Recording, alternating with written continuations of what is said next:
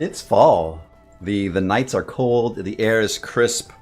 Yeah. The animals know it. I know it. It's a great time of year. How are you? I'm Joshua. This is the Delver Weekly Development Stream. Let me go ahead and pull up some relevant stuff because I forgot to prep before I got started. But if you want to, you can check this out at delvergame.com. It also happens to be September 24th, 2017. And delvergame.com behind my head here. Delver is a procedural dungeon crawler with fantasy, first-person, and roguelike elements in it. Delver is a passion project. There are two of us working on it. We've been working on it for 4 or 5 years in our spare time, our free time, our time that normal folks spend with family and friends. We've been working on this video game. We're in early access on Steam for $7.99. You can find the Steam link right here. When we release full 1.0, we will be bumping the price to $9.99. You can also buy it on Humble if that's your jam. You can buy it and it gets you the Steam key. Right now, the Steam is the most up-to-date build. Once we release the full 1.0 version, we will be updating all of our platforms. That is one of the most frequently asked questions I get. That along with when are you releasing? I don't know. That is a straight up honest answer. I don't really know. I don't know. Like I guess. Here, let me flip this over. Like real talk here. I'm feeling. Oh man, I'm feeling burnout really hard. Like this week. Like I worked a lot, but I actually didn't make hardly any progress at all, which is really demoralizing. Like a lot of false starts, basically a lot of throwaway work, and that's not a good thing, right? I need as a small developer, I need to be as efficient as possible. I know logically that finding solutions that don't work, there's value in that, but when we're this close to the finish line. I need to be, I guess, moving with a quicker pace, and I'm struggling, and I don't know how to. Well, I mean, maybe I don't know how to improve, but maybe I could. I mean, there are a couple options for me. I can just kind of keep. Well, where I'm at right now is not a good place to be. I don't want to keep thrashing and like just not making progress. So I want to get out of that. The prudent choice, I guess, is to clean up what we have and just call it done. And then there has to be another way where I could still try to get a little bit of the things I want to get in, but not kill myself doing it. And I know, like it's a difficult, like creative problem to solve, right? Because like designs are kind of easy to come up with, but like making sure they're a good design and they're the right design for your thing is hard. And I've been struggling. Just to let you folks know where I'm at. Okay, enough of that heavy talk. Let's take a look at this week in Delver development.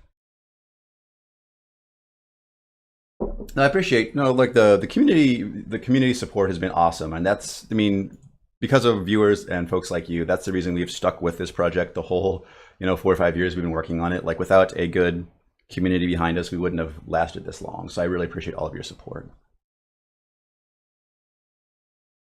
Yeah, no, Testacoil is correct. It's one software, like estimating software development is really hard. Like they're like in video games and also in like even in enterprise software where I come from, like it's a hard thing to do, and nobody is really good at it. Generally, the accepted approach is just to start cutting back features, and we've been doing that quite a bit so far. Basically, I'm just down to my last feature with some, I guess, small sub features attached to it. Yeah, it's tough. Like finishing a thing and being happy with it is tough. We'll probably do some like minor like bug fixes and updates like after release. But like actual continuing development on Delver kind of depends how well Delver sells. So I'm treating it like this is the last chance I get to do any of the big stuff I want to do. So I'm going to try to do it or just make my peace with it.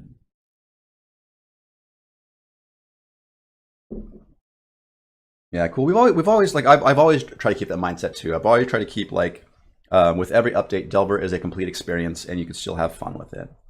Thank you, Quickman. I appreciate your support. Cool. So let's take a peek at what we've been doing. Okay. So it looks like Chad has been the one pulling the team along this week. I did some red slime work. I'll probably do some more tweaking on that. That was a fun thing to do. It was an easy, kind of nice thing. Let's take a look at, so the first death screen is a special one now. That's nice. The tutorial level is no longer a test level. Cool. Tutorial level gets its own sky. Woo. Tweaking the skylight color for tutorial level. Ooh. So let's check out these tutorial level tweaks that Chad is working on. Okay. Cool.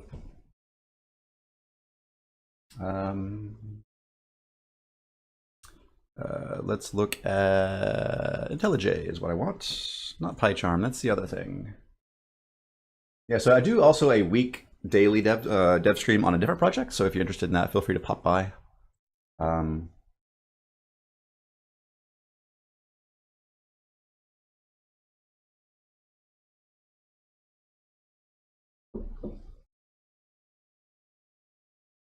Cool. And let me just check.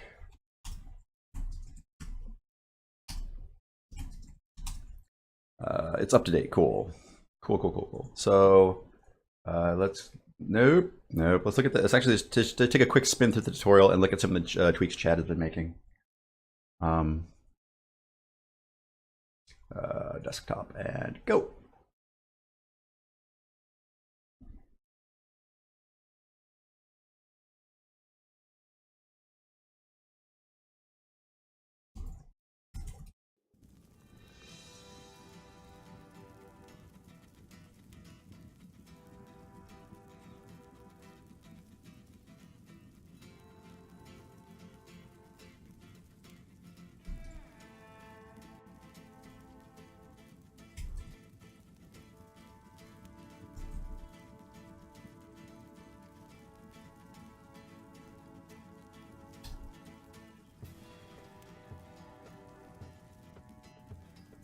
Okay, so let's erase this. So whenever you start a new game now, we run you through the tutorial.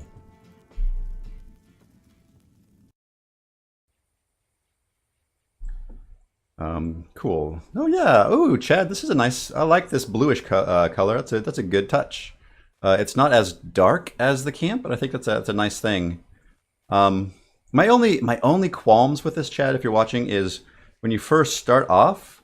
I wonder if we should have them. Like, would it make sense for them to start facing their objective? And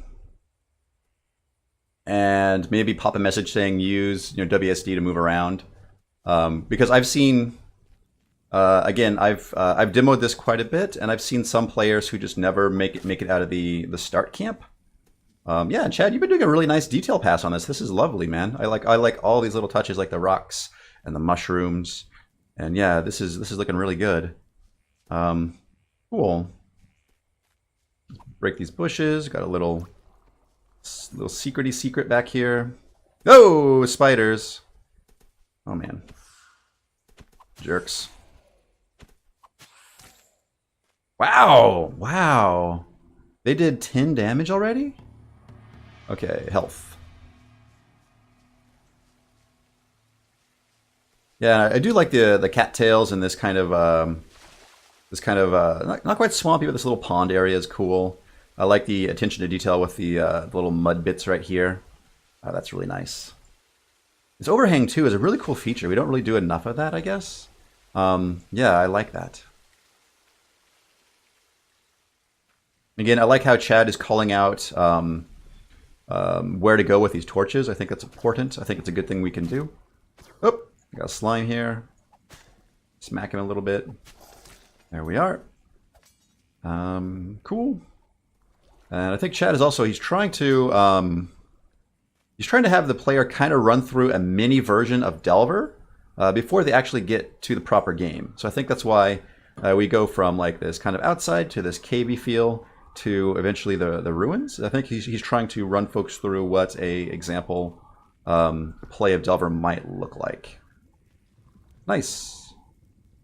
This does happen sometimes with the bat, and I think it's not necessarily a bad thing, because I think it can teach people that traps can be tripped.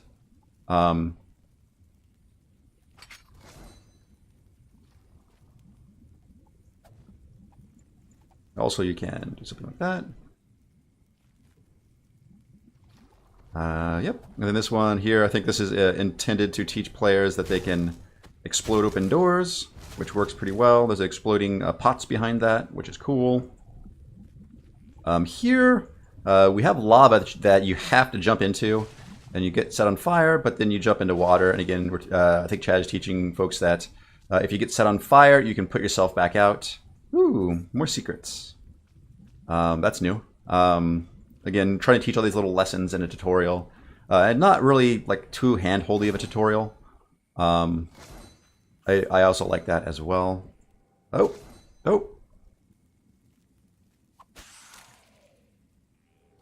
And then yeah, here this is where we transition from the caves to the ruin area. Then there's the Euthydrian orb, which we can grab. And then we will die. Oh, there we go. Wow, that was fast. Nice. Ooh. Lovely, Chad. Nice. Yeah, this is good. Yeah, so he's trying to let folks know that dying is okay. And then we will take you back to the traditional start of the game.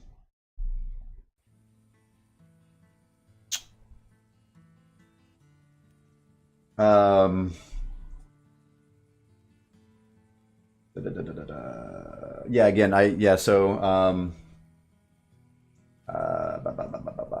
Testicoil is giving some pretty good tips there.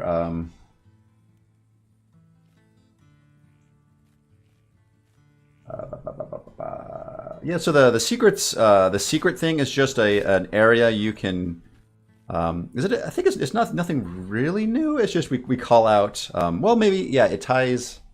I don't know. Chad added it. It's a callback to like Doom and Quake, those style of games where like there's an explicit you found a secret message, and those exist now in Delver, and they are in the editor as a secret area, which you can place as you like. Yeah.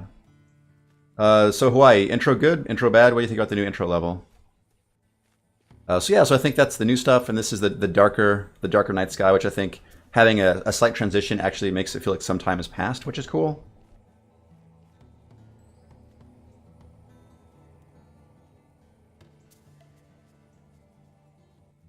Cool. So quit and cool. Yeah. Yeah. So I think Chad has been killing it with this tutorial level, and also too the tutorial level just here. Let me test this theory. But yeah, I'm pretty sure the tutorial level ends when you die, and we consider that a success. Like you can't fail the tutorial. So like basically the first time you die in the tutorial is like you've graduated from the tutorial, right? So I'm pretty sure I can just let one of these spiders kill me, and that is considered a success.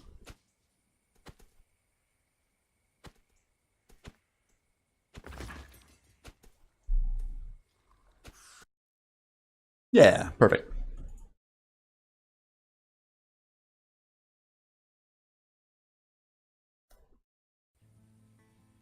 Yeah, tutorial complete. Excellent. Yeah, because again, for folks who have played and don't want to run through the tutorial, I don't know if we should have a better affordance of getting through that or not. But allowing you to die and just not have to replay the tutorial, I think, is okay. Yeah,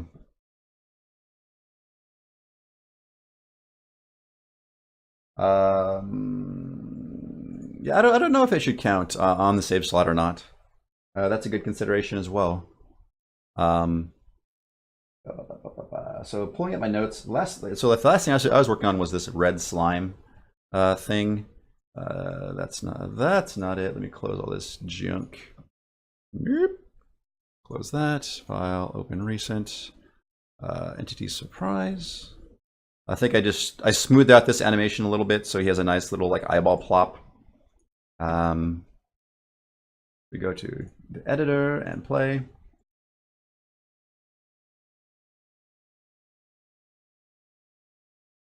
Right now it plays whenever you start a new save slot, which I think is an okay solution for now. I don't know if there needs to be a better thing or not. Again, like the more like I'm trying to keep this as we're trying to keep this as smooth of a process as possible. If there's like lots of little like knobs and flips and options and stuff, it's not super great. Yeah, maybe we can remember if they played the tutorial or not. I don't know. And then you get the whole issue too, where I've heard that some folks like family members will share different save slots. So potentially we do want to run through the tutorial multiple times if different people are playing on different save slots. I don't know. Spawners, monster spawner. Also play some lights, ambient. Big range. Let's just throw these around the level. This needs to spawn a surprise and a red slime. And technique. Yeah, so this is our little buddy, the red slime. Not a lot of life, but they can be something of a problem, especially if you let them get out of hand. I think since the last stream, I changed how it works. I was using like a drop table to figure out, like if they I was using a recursive drop table to figure out if they should split or not. And actually, I remembered that we do have a property on the JSON, which I'm using instead. So if we look at where is it? Red slime. Here we go. So the thing they spawn is a group, and there's just a 0.45 chance to spawn. So instead of doing a crazy drop table thing, it's just a 45% chance that they will split into two. Hey, Gavin. I appreciate it, man. Woo! Thank you, folks, for popping into chat. How the heck are you? Hey, Gavin. Yeah, let's throw this guy into the dungeon surprises, and then let's see how it actually plays. And that way I can play a little bit for the new folks, and they can see what my game's all about, and I can talk about it. So dungeon info surprises, not a spider, but a red slime. And this may or may not break the game, but we'll see. Cool. Let's do it. Stop, and let's play Delver for realsies.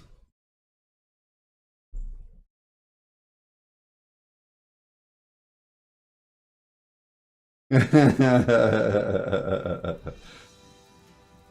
yeah, so if you don't know me, I'm Joshua.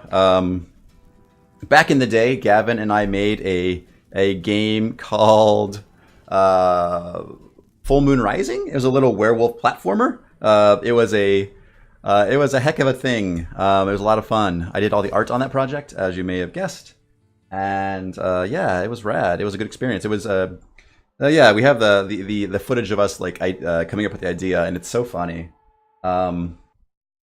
Yeah, we drank for several hours kicking around ideas, and in like the very last like 10 minutes of the stream, somebody's just like, "How about werewolves?" And then everybody gets quiet for a moment. And we're like, "Yeah, how about werewolves?" It was a beautiful process. So yeah, this is Delver. This is the start area. This is the campfire. This serves as like a tutorial. They have shops here. This gentleman plays music. This guy just tells stories because he's old. There's some stuff hidden around in here, but nothing too crazy. Just some lore stuff if you care about that. If not, just go right into the dungeon. So we're going to go down the stairs into dungeon floor 1. This is a procedurally generated dungeon crawler. So this is a fresh map for us to play around with. I'm going to be breaking stuff more than usual because I want to see these red slimes and how they actually work in practice. Like I've been developing them like in theory, but seeing how they actually work is different, you know? Red slime, perfect. So if I explode them, there we go, nice. Yeah, so they have a 45% chance to split in two.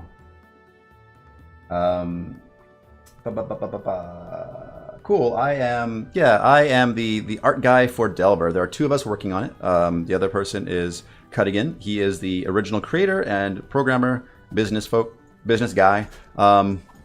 The truth of the matter is we both do like a little bit of everything. So Chad has art in here. I have programming in here.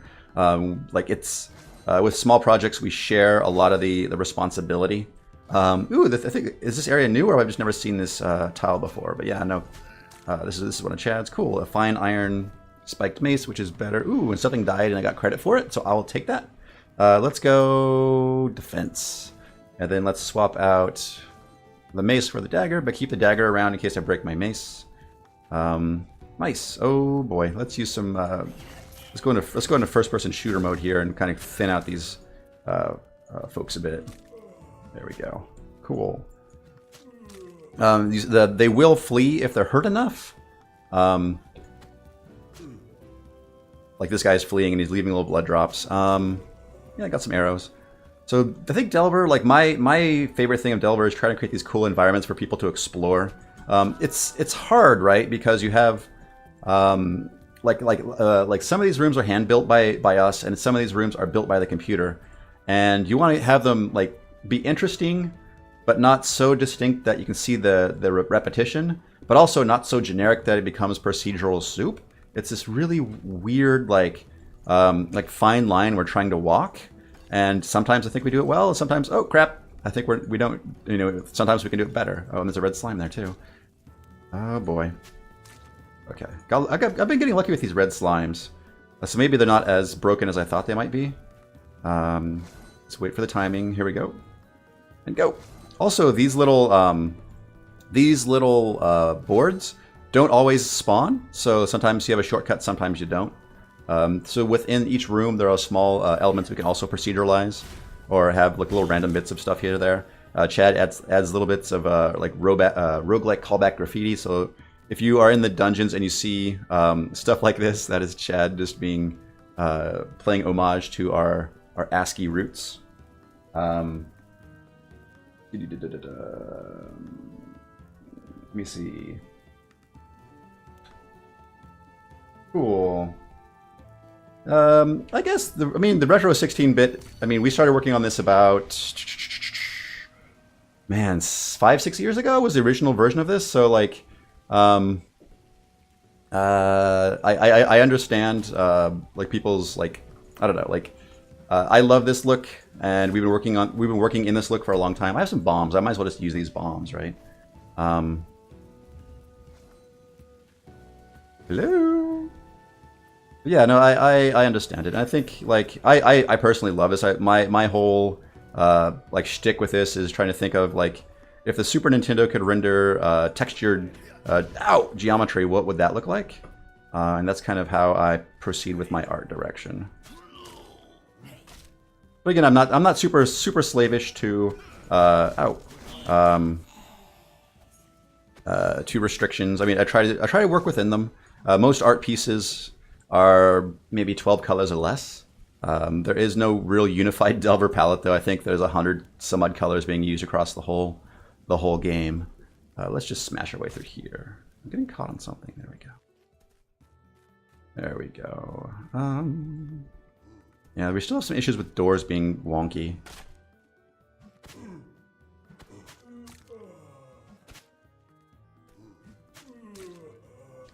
Yeah, it's just a room full of zombies. Hey, zombie room. Oh man, so my health is not super great. Let me just eat some of this steak. Let's get out of here. There we go. I'm trying to find the exit. Crap. That did not work like I thought. Ouch. Okay. I still have the health buff going on, so I'll be alright. Let's go up and left. So the thing is we've been working on this project in our free time. It's only been the past few months that I've been on this project full time. So yeah, when you work on stuff on evenings and weekends, it goes slowly. Yeah, and that's been a really hard part of the dev process for me, is learning how to like manage community expectations. I don't think I've done that particularly well, and that's been something I've had a lot of learning the hard way on. Cool, excellent skull cap. Let's slap that on my nog. Cool. Let's also equip another bomb real quick, and let's blow up the next person we find.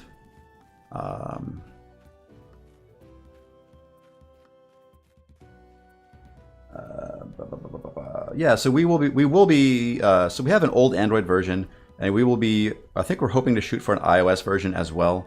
Those versions won't come out until we hit our 1.0 release. but we're planning on releasing 1.0 soon. So this is part of my streaming efforts. I've been streaming every Sunday for over a year now, kind of sharing the progress. Like I've been doing like a week. Ooh, unique weapon, Dusk. This I don't know. Like yeah, I like Dusk. There are two twin swords in the game, Dusk and Dawn, both of which are pretty decent melee weapons. But yeah, like we're just like my efforts are trying to finish this thing, and we will finish it, you know, one way or another. Again, like I was saying earlier, a lot of times finishing something is just like scaling down the scope of the project and being like honest about what you can and can't do in a given time frame. Like if time and money were no object, I could make almost any game. But the realities of making something is that those are always limited resources, and you have to do the best within. Throw that, yeah. Then equip Dusk there. Don't need you anymore. Might need to keep you around just for kicks.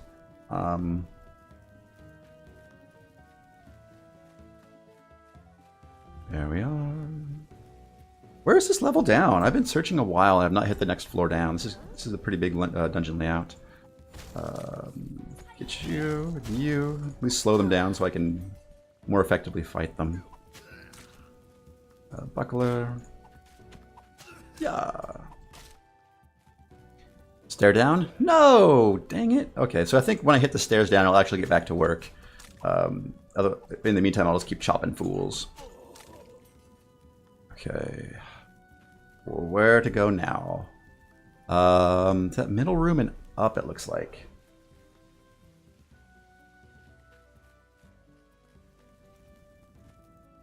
Yeah, so Delver, Delver, if you know what you're doing, you could probably beat it in a little over an hour. But the thing is like, you know, you have to, you know, learn the systems and kind of how to interact with things. Things are going to be different every time you play. Which is, so for me, for demoing Delver, that is always an interesting thing because I'll be demoing it to somebody and they just have like a blessed run and they get like everything they need and things are so smooth and they're like, I don't see like where's the like the difficulty. And then conversely, I've had runs where people are like, they never get a weapon and it's just like they get nothing but like pants.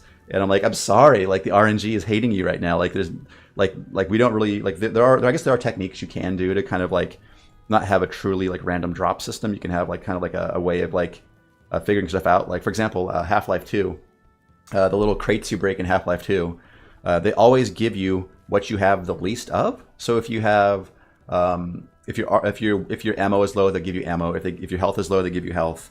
If your armor is low, they give you armor. We could do something like that, but for the time being, oop, crap, red. Yeah, the whole thing has been trying to test these red slime guys. And I haven't really run into many of them. Yeah! Yeah, oh boy. Again, red slime apocalypse, maybe? Maybe? Also, do note that every time you use your weapon, it does lower the durability, and eventually weapons will break. Red slimes also they give you no loot and they drop no XP, so really fighting them is only detrimental.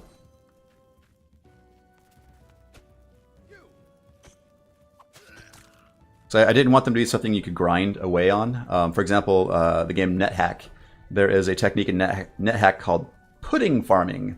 We basically do a similar thing where you fill the level full of puddings and then you kill them all. But yeah, here we go. Down to next floor.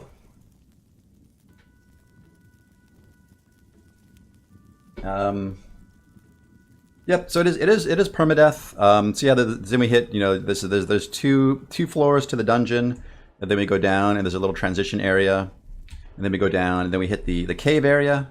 The cave area is a very different look and feel from the dungeon. I'm trying to keep it like these kind of like gem mines that are full of creepy crawly stuff, spiders, namely. This is kind of a refreshed area. This is new in this coming update.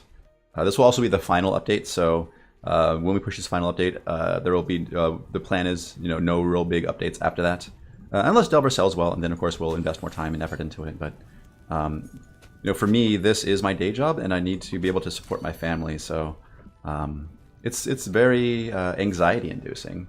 It does pull in a small income, but not unfortunately where I live, not a livable income. And then a second cave level. Then we get down to the mysterious frozen area with its stuff going on. We get into the sewers again. Different look, different feel, different critters to deal with.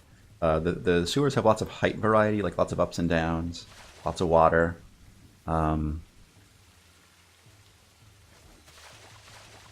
you drop down another sewer level.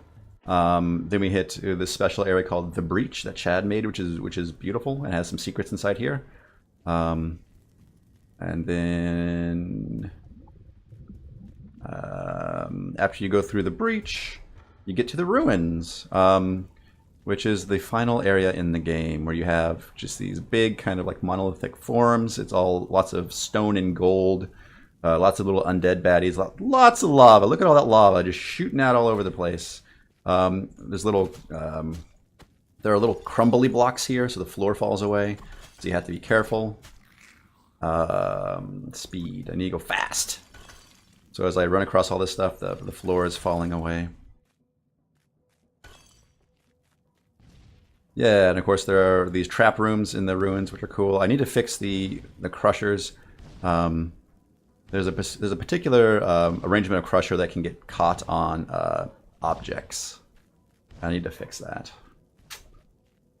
Yeah, so you kind of explore here. I haven't found any baddies yet. Usually the baddies are pretty hard hitting, so they'll probably kill me right away because I've been skipping levels. And yeah, then you get down to the boss fight. You fight the boss, and then you have to come back out. But it's not just that simple. Like, enemies are spawning in, and life is generally harder for you on the way back out. Yikes. Come on, Joshua. What were you thinking when you made that? Okay, cool. All right, yeah, that's the high-level view of Delver.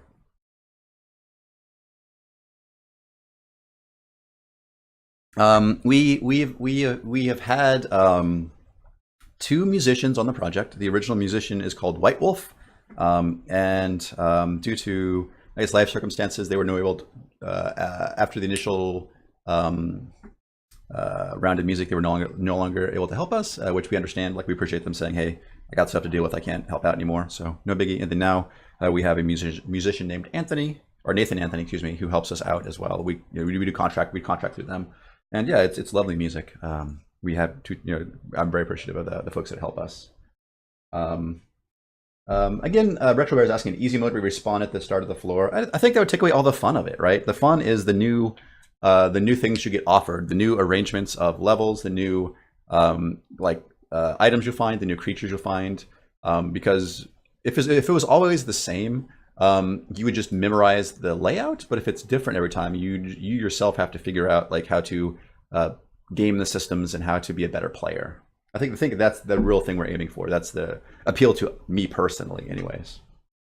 Hey, Mazonix. Break after what time? So sensitive. It just depends how you're using the weapon. Like, if you're breaking every single breakable and every single item, the item may break 1 to 2 floors. If you're just fighting creatures, they'll last a good while.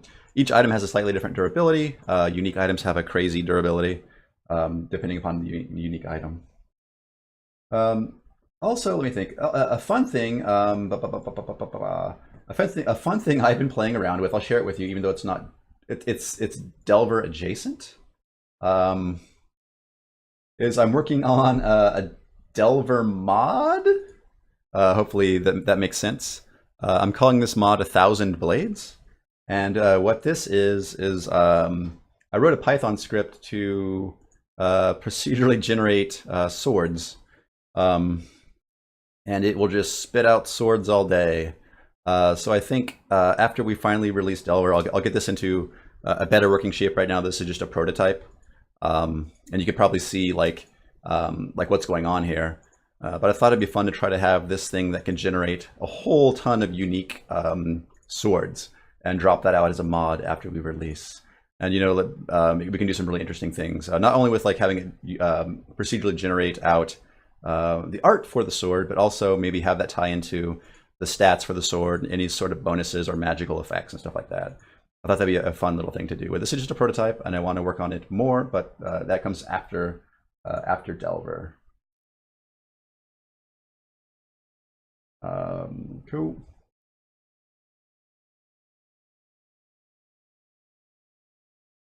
Yeah, the levels are procedural. That's correct. A little word to they are pieced together. They're pieced together from a combination of rooms built by a designer like myself or Cuttigan, or the computer can also build rooms itself, but they tend to be a little crazy.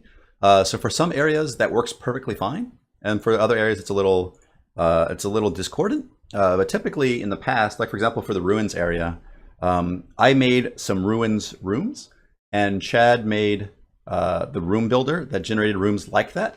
And then I went back through and I touched up my rooms to look more like the room builder, and we kind of went back and forth. So the ruins areas, like the hand-built areas and the computer-built areas, still look relatively similar in style. I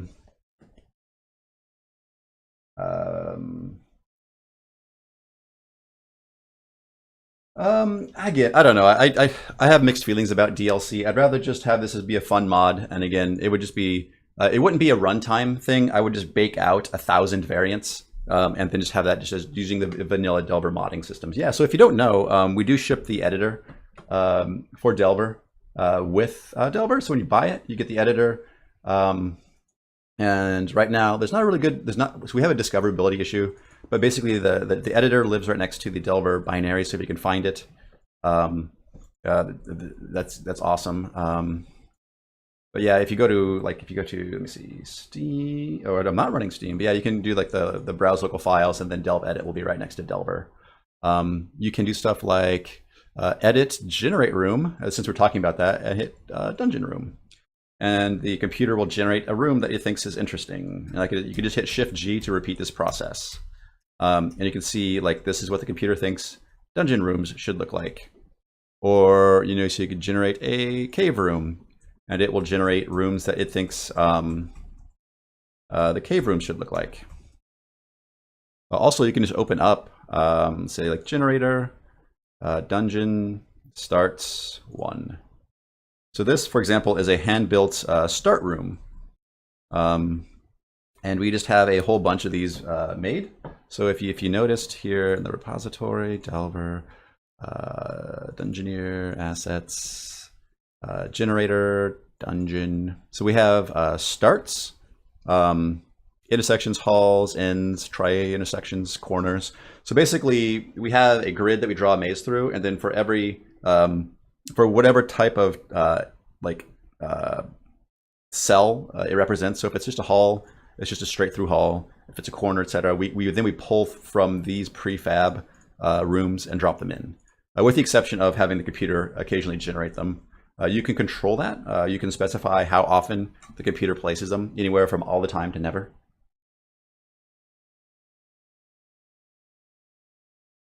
Yeah, so Retrobear again, yeah, it's not a real time thing. It was just a fun little Python experiment to see if I could generate like No Man's Sky style swords. Yeah, if you, I guess Bicercophagus missed it, I'll show it again real quick. I have it. Maybe just pop it open again real quick. Yeah, and it's just a little Python script that will randomly generate swords all day for you. Let me zoom in nice and big. Oh, too big. And yeah, so what it does is it has, if you look over here and the directory, you can kind of see how I'm doing it. Is even the code is pretty simple.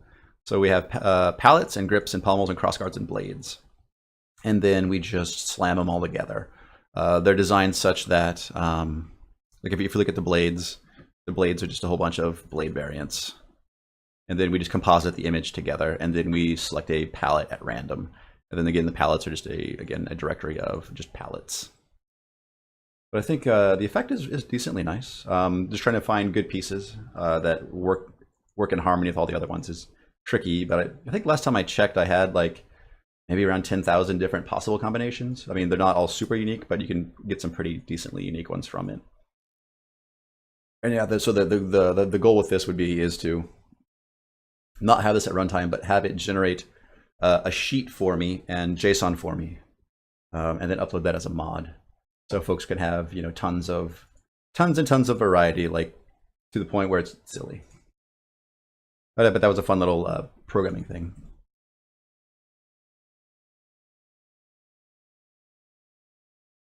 Yeah. So for example, like I'm of two minds, right? Like I think Delver doesn't really need a lot of more weapons because there are only so many properties a weapon can have, and the weapons we have now exercise those properties relatively well. So just adding more weapons for the sake of more weapons, just like you get repeat weapons in terms of feel and like play style, they just look different, and maybe there is value to that. For me, I'd rather have a small pared down set of things that are a little bit more distinct and less samey. But also playing through, I think the red slime was fine actually. I only ever encountered it a couple of times, and it didn't feel game breaky. So I'm going to be fine just leaving that the way that it is. So let me just go ahead and commit that real quick. Let's do git status. There we go. And just if you do a git diff, I just swap that out. So let me just clear git add dot git commit message. Adding red slime to dungeon theme. Git push. Cool. Yeah. So let me go back to I have a list of things here, tentatively to work on. So I'm working on the surprise system. So if you look at this info.dat, the surprises are a list of things that a breakable can produce. Typically, breakables only drop loot, and loot is defined by just what floor you're on. But these are defined by the theme.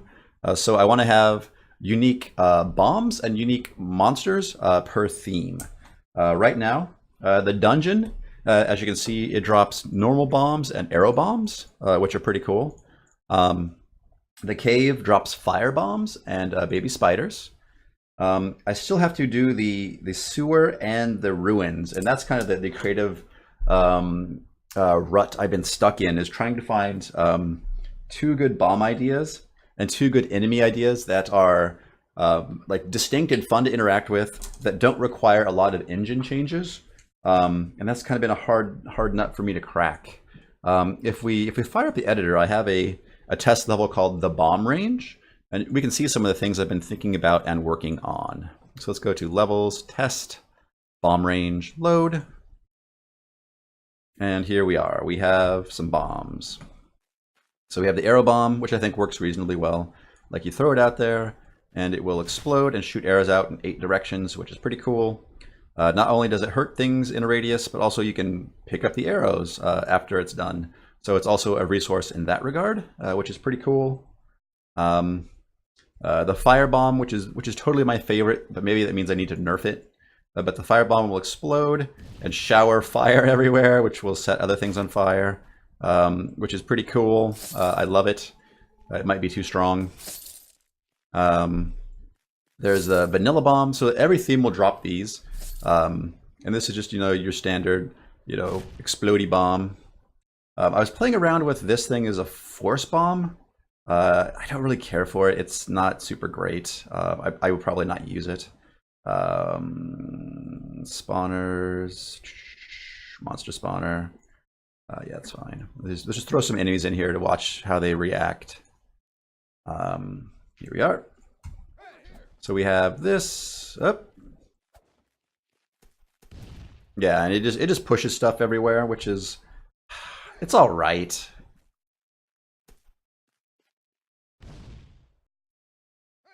And again, that just depends on how close things are too. And also, bombs have a chance to be a dud. So occasionally they will not explode. Yeah, I mean it's okay. I'm just not super thrilled about it. Like these other three, I'm like pretty jazzed about. Also, I have one I've been working on. Maybe I should try to maybe get it to a more finished state. But I have this proximity bomb, and the proximity bomb just as you might expect, you throw it out there, and then it just sits, and we can lure folks to get close to it, and it'll explode and kill them. And that's probably an okay thing. I probably should just finish that one up.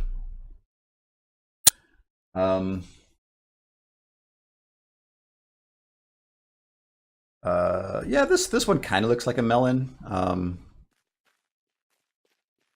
Yeah, I think the proximity bomb is probably my best bet, but it needs work.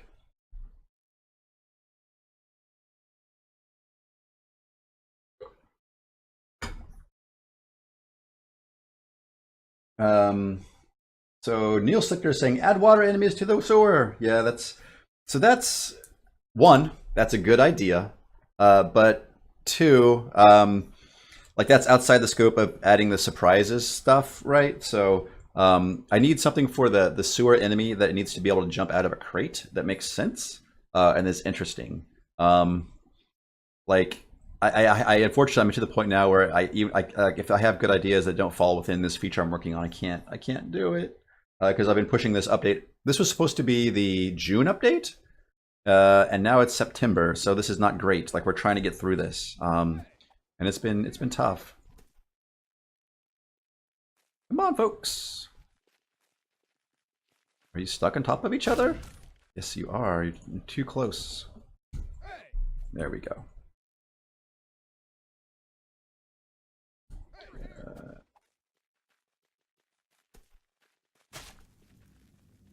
Set your friends on fire, please. Nope, you're fleeing. Okay. Oh well. Oh well. Like yeah, poison bombs. I mean, you already have that kind of with the potions, right? Like for any given potion, you can drink it, or if you hold Q, you can throw it, and it will explode with an area of effect. So I don't really want to duplicate what potions already do. I want them to feel different and unique. Yeah,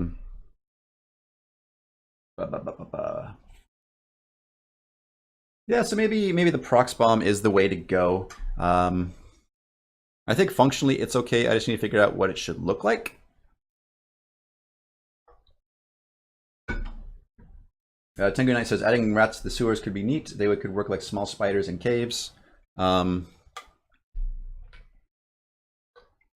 Yeah, for those of you folks who watched my so for the past few months, I've been working on a lunchtime stream called Lunch Break Roguelike, which was a Twitch playable roguelike. And if you watched any of that, you noticed that I have a soft spot in my heart for rats. The rats had a really crazy behavior in that game where they can infest corpses and form rat kings and do all kinds of crazy stuff.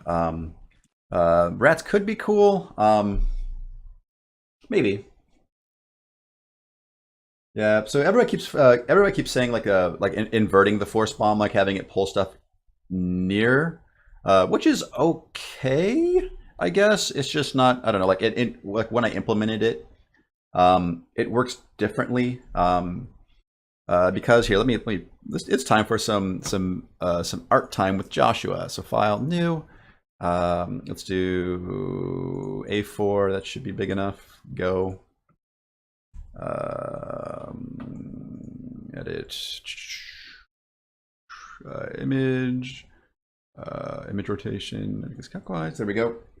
Brush. So what happens with the force bomb is something like this. So we have the floor, and we have the bomb. This bomb is doing bomb stuff, you know. And when the bomb explodes, we get a something like this, right? Like duh, right? Like so we just This is not literally what we do. So what we do is we look for an entity in range of the bomb. So, so the bomb has a range of something like, I don't know, like let's say it's big.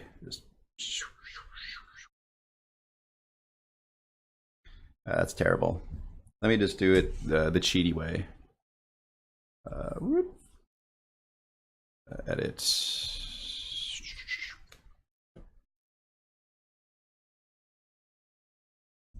Okay, so we have a radius for our bomb. You know, radius. And then we just do, we check the world for everything within that radius.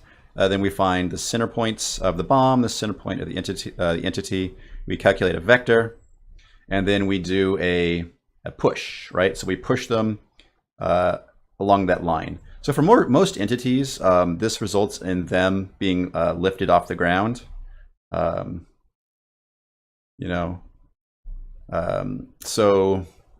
they're not on the floor, so there's no friction, so they go much further. When you invert that, they're constantly sliding against the ground, and they don't really move as much unless you're like on a ledge or airborne, in which case you get pulled a lot in. So I don't know, it's just a weird thing to solve and make feel good. And at this point in time, again, I really don't want to do a lot of engine changes. I just want to be able to use the existing systems that we have to make something fun. Yeah, the Prox bomb. Yeah, so the Prox bomb. Yeah. So, yeah.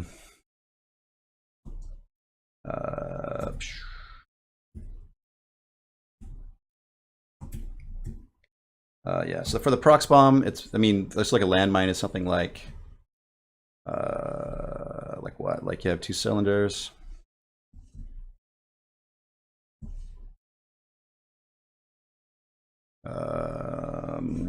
Or a cylinder, right? And then I guess the big thing about the like a proximity bomb is it has this like glowing red light on it, and I think this is just what video games have taught us, right? Like in real life, not a real thing, right? This is like a beep, beep, beep. Let me see if I can get it. Like beep, beep, beep, beep, beep.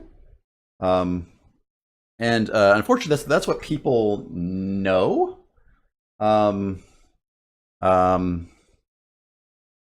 And I think I should probably stick to that as much as it makes sense. So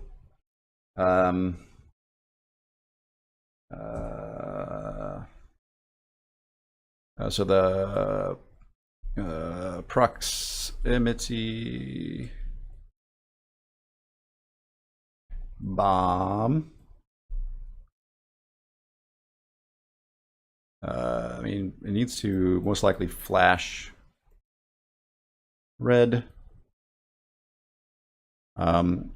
which is basically, this is the big indication that lets you know that this thing is active and you probably shouldn't try to pick it up.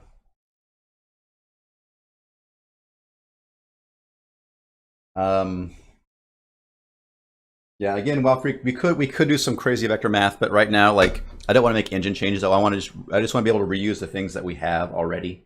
And that's the challenge, right? That's why I've been having a hard week, is trying to find things that we can do within the engine already, and that's going to be interesting. Take care, Bluestone. Have a good rest of your day. Okay. So again, like, but Delver is, this is it needs to be fantasy, right? With a capital F.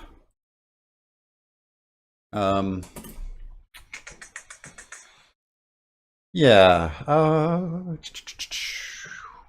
Also, too, I thought about having something where, you have the Prox bomb.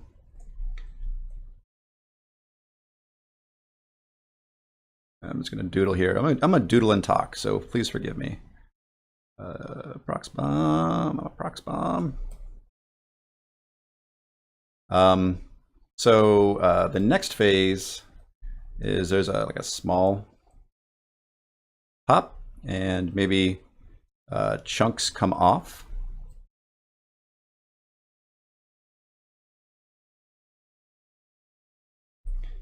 Whoop, whoop.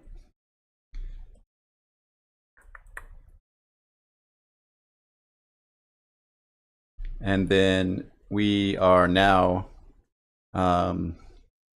we are in straight up proximity bomb mode, right?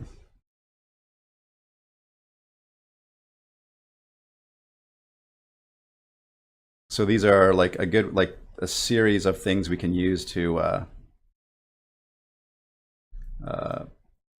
tell the players like, hey, like this is an active thing. Be careful.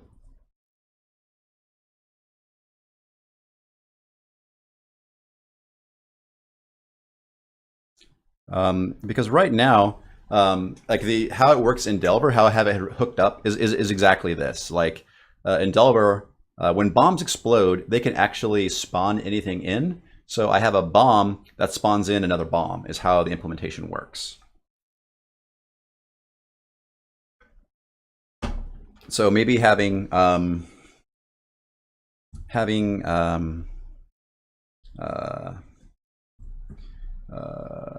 that's too big of a pen. Like, oh, my stylus is getting all jacked up.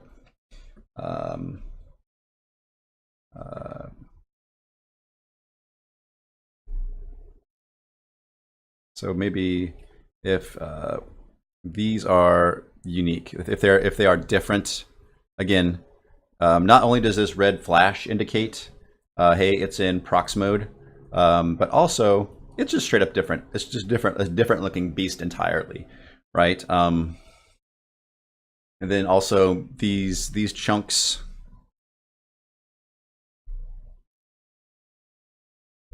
Again, could be just a nice little bit of visual flair that indicate that, hey, this has gone off. It's good to have both audio and visual cues that something's happening. Yeah, there is something that slows things down. The cold or the slow status effect or the cold status effect slows things down.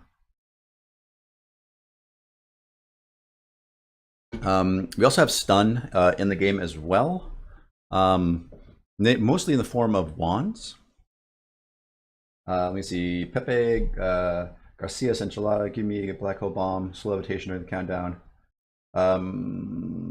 Again, everybody keeps suggesting the whole pull them inward bomb, and that just I tried it, and with our current stuff, it doesn't work super great. So I'm not going forward with that. But again, it's not a necessarily bad idea. It's just right now it's just not super fitting for Delver. I don't know.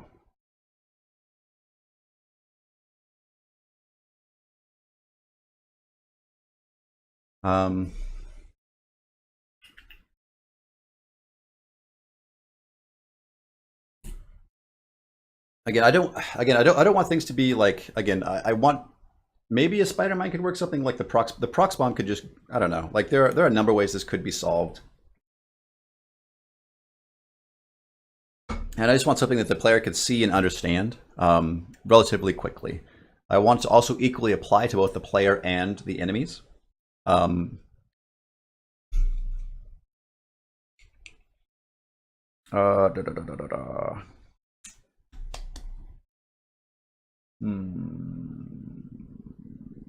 again, Quake Man makes a good point. This is definitely going to be like a magic type bomb because like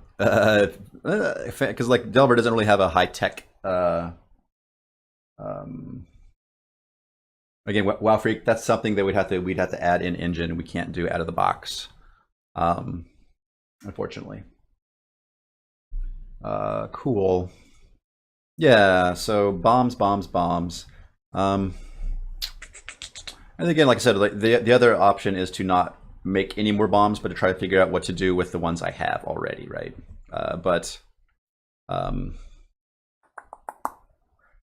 Yeah, I was thinking about maybe repurposing this one as the prox bomb and having something underneath and these purple these purple things pop off when it goes off. That might be okay.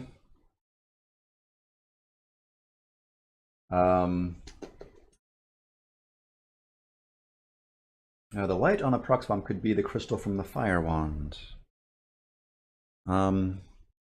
Maybe.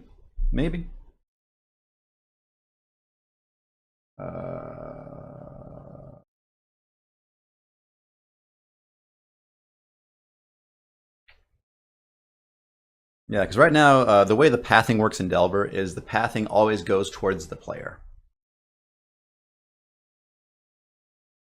So we can't path anything towards other critters. You can either go towards or away from the player, and those are the only options that we really have. Let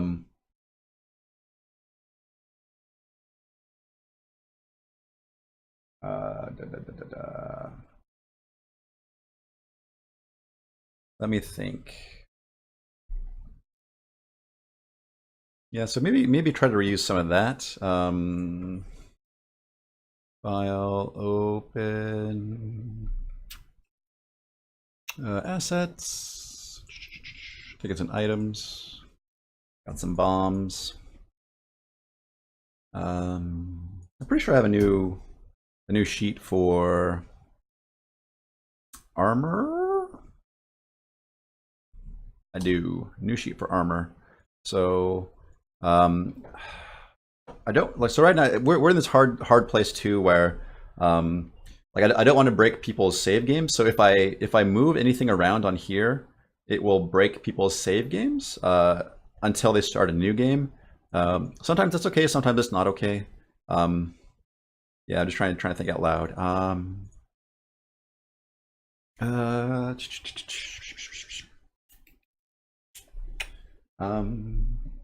So I would think, let me just start just throwing stuff out there and see what I come up with, see what I like, see what I don't like.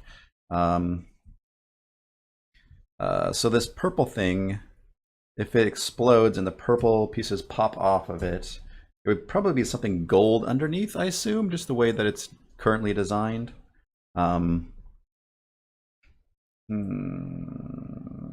Maybe. Like, let me, let's just grab this and then do that. 32, 32. And it should be, I mean, in theory, if it's like a physically like real thing, it should be smaller than this, right? It doesn't necessarily have to be the same like roundness, but as long as it's contained within here, I think that would make sense. But maybe not a lot smaller.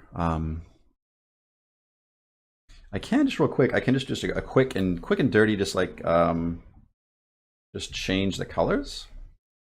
So let me just change all this to the colors that gold is using, and see if that gets us going in a correct or a better direction, right? Like sometimes getting going is just throwing paint on the canvas, and once we're there, we can start fixing stuff that is broken, right?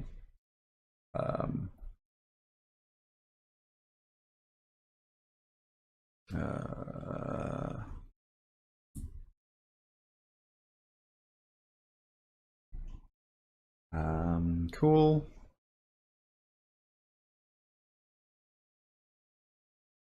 There we go.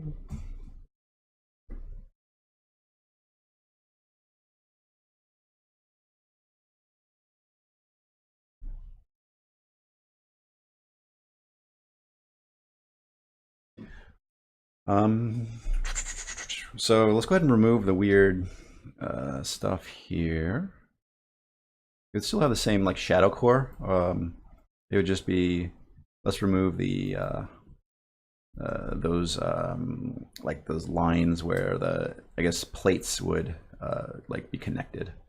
Let's kind of clean this up a little bit. Yeah, it's all right. Let me push the shadow core back a little bit here. And yeah, we need a really good hard specular highlight to make the form pop. And I think, yeah, mostly it's been like right up here, so something like this, maybe in this area. I think with the gold, gold? Yeah, the gold doesn't actually have a pure white on it. The gold just has that stuff. Let me take a quick peek at my armor. The armor probably has an updated palette. Yeah, I think here I do allow for a pure white. Let me just grab this. Yeah, and just maybe have this be just a pure white, which will make it really, really pop nicely. And maybe something like that's all right. Cool. I think the shadow core is too dark, but we can play around with that.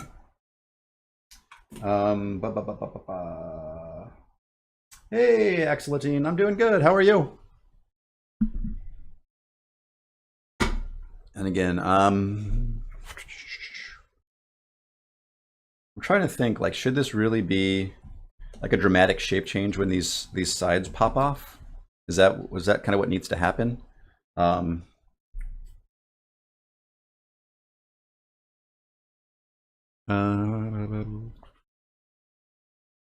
Also, let me also thin out this shadow core a little bit. So here, let's just do some stuff like this, trim it back.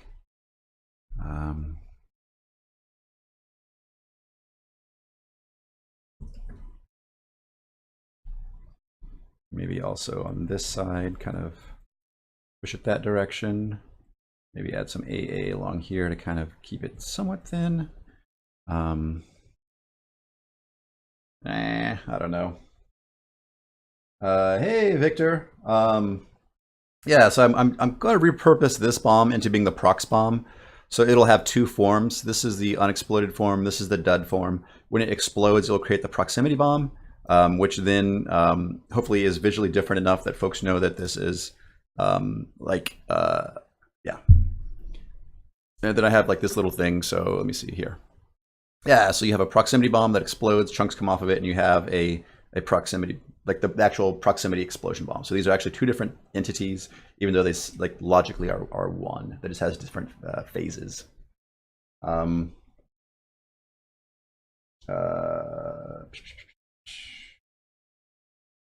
Cool. I didn't know you're doing art for Barkley too. That's awesome. Yeah, I've had Frankie stop by a few times on my stream just to say hey, which is cool.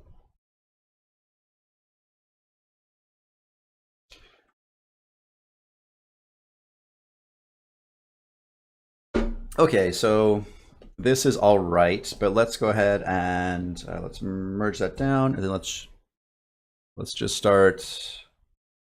Let's chop that away, and let's just create some copies of this and see if we can kind of change the form up a little bit, just to get nice variations, and then we can see which one we like best. I was wondering if we had one that was way more like if it was way more prox bomby, would that be okay? So again, let's just kind of really change the form of this to read more like a landmine.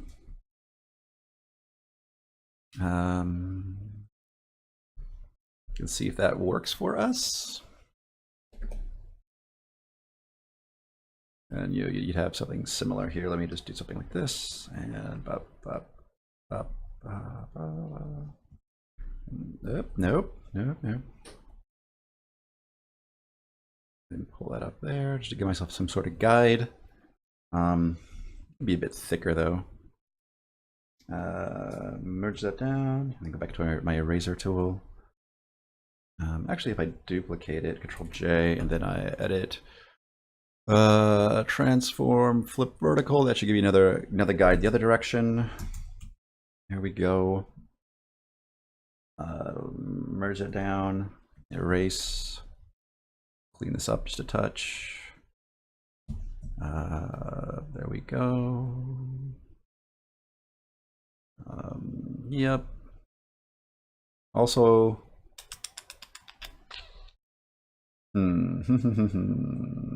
is that working? I don't know.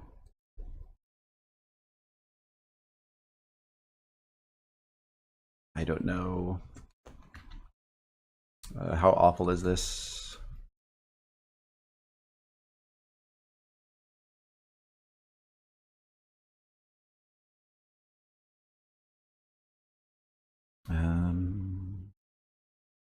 Also, too, now the shape of the shadow core should be different. Most likely it should look like this. Because it is a cylinder now. Let's remove these pockmarks off the metal. This might be too on the nose, though.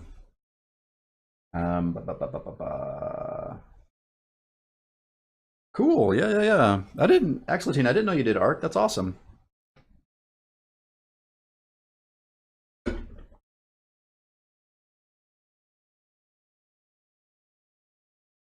Yeah, yeah. Man, I'm just not feeling this at all. Yuck.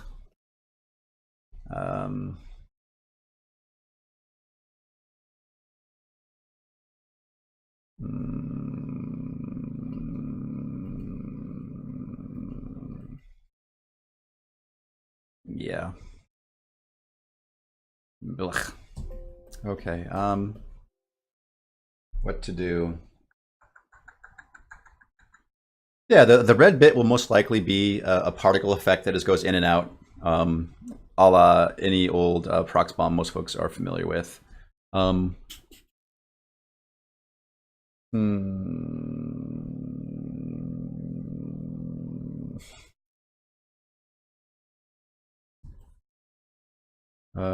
Maybe leaving this gold form is okay, but maybe just adding some sort of decoration element to it may help. Because, like, for example, like this one has a little band here with some spikes. This one has like a little seam across the middle. Ba, ba, ba, ba, ba.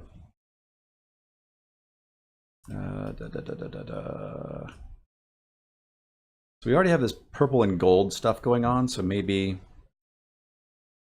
if I incorporate purple bits, yeah,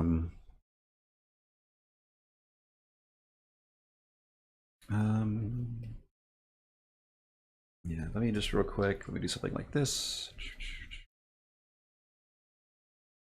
Then let's move this over here.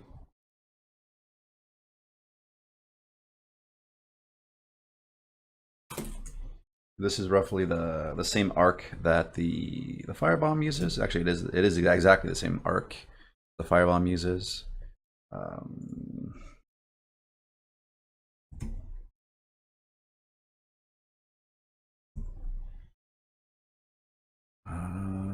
There we go.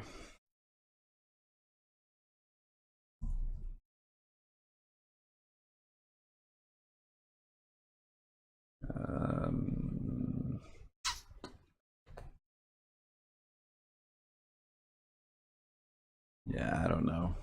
I don't know.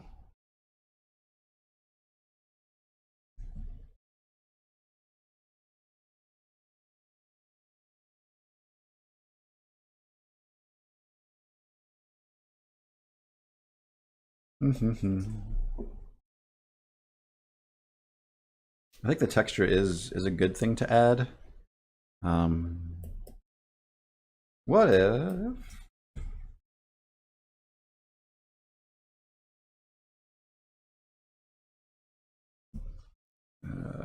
Let's go back this way.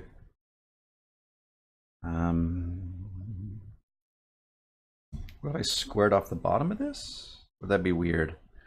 Yeah, that'd be weird, I think. I could add some purple embellishments. That might be too, I don't know if that works though.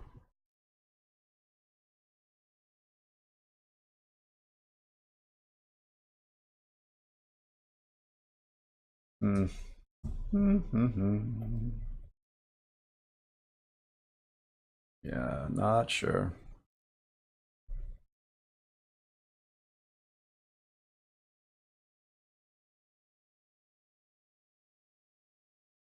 Yeah, gross.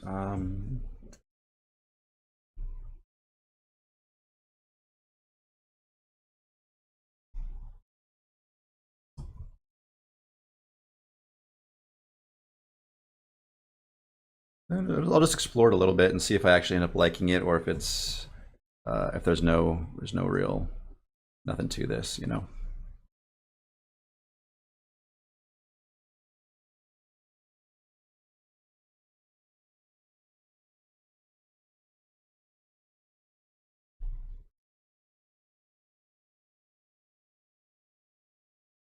Mm,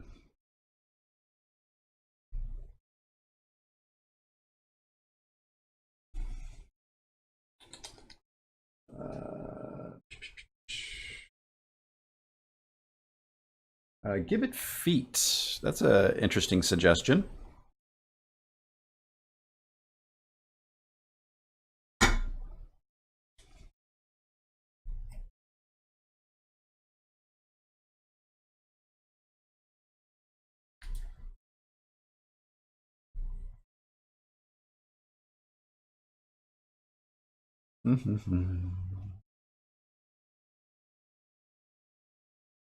Yeah, I just don't know if that actually. Eh. Meh, meh, meh, blah blah blah blah. Okay, let's merge that down. Um, let's see what the feet thing looks like.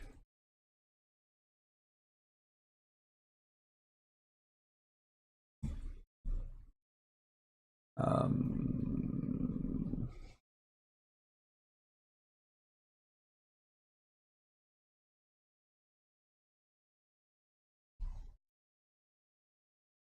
yeah, if I think though my concern now is if it has feet, I think folks would expect it to walk for some odd reason. Like there's those little walking bombs in um, uh, Mario that folks tend to uh, uh, think about. Oh, yeah, Square Boy, that's awesome, man. Your art is really really rad. Let me give you a follow. It's some beautiful stuff you got going on there.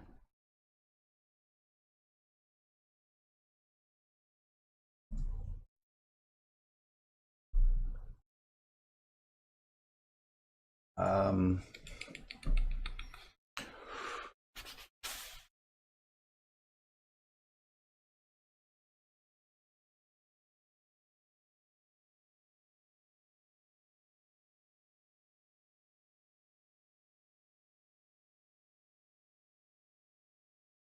oh, that's not yours. Gotcha. That's somebody else's. Okay, yeah, no, thank you for directing me towards them. I appreciate that.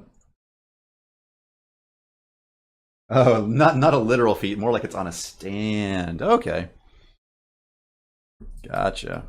Um, hmm.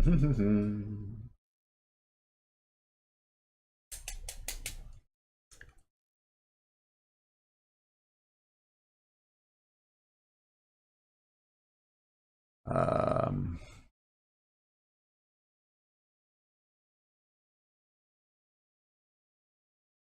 so the stand might have. Trying to think of what kind of shape would indicate. This is not a walkable thing, but just as something that. Um,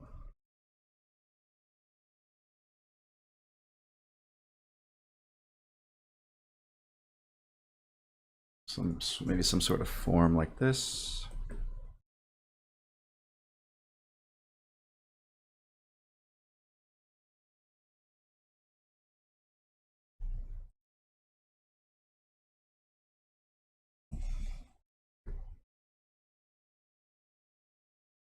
Maybe kind of pull it over this way. And then imply there's a set of back legs like this. Then I can duplicate that and edit, transform, flip horizontal. I really need to bind that to a hotkey. Slide it over that way.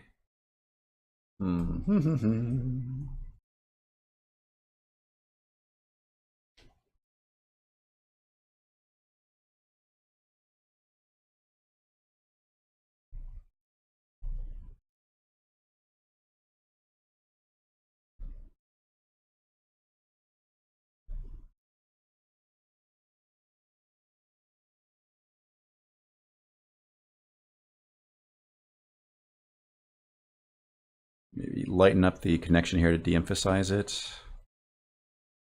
I don't know.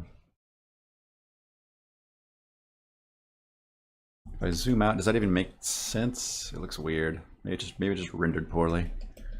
I'm just trying to go fast and figure ideas if they work or if they don't work, you know. Kind of works. Putting a face on the bomb. And like this. Interesting. Yeah, I can just keep playing around with variants, I suppose. Let me merge this down. Let me grab this, Control C, Control N. Let's give ourselves a big chunk of space to play with. Create, paste, grid, edit, preferences, grid guides, blah, blah, blah. I think what I want is 2. There we go.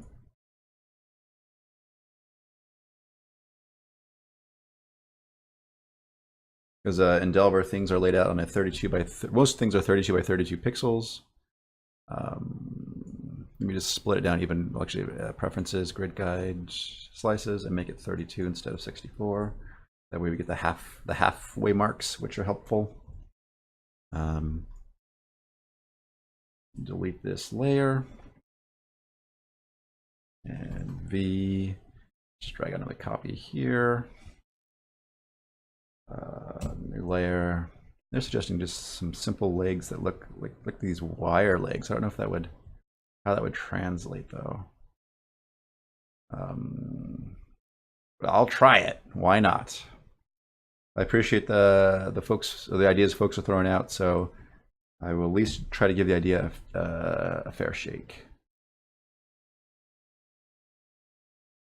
Okay.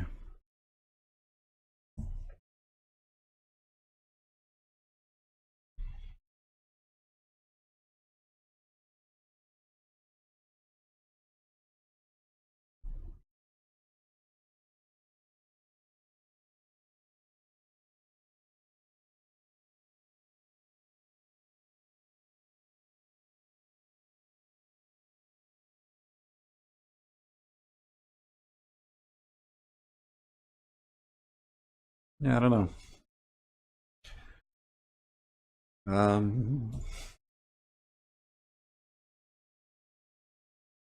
Hey, Seahawk Blue, how the heck are you? Can I put a face on it, right? V. That's not a lot of room to work with, but maybe. Brush. New layer, brush. Let's kind of get rid of this stuff for the time being. New layer. Put a face like a jack-o'-lantern. Actually, that was okay. Let me just drag it over here. Edit, transform, flip horizontal.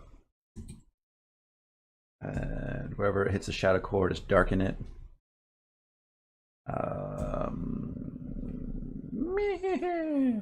Or whatever sounds those guys make. Actually, it would probably be okay just to let me do it this way. Let me just select this side, delete, Control D, V, select everything, drag, transform, flip horizontal. Okay. So, is it just that? Oh, let's all think of that. Make this all just dark so it reads right. Yeah, maybe. Okay, brush, Control D. Let's hide the grid. Let's just do some quick AA. And the color of the AA just implies. Okay. That's.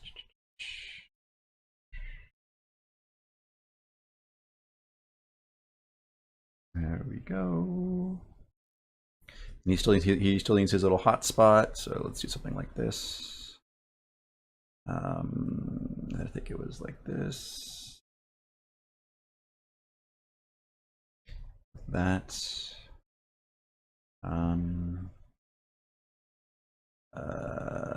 Yeah, it's all right. Give him his little detail bumps and lumps.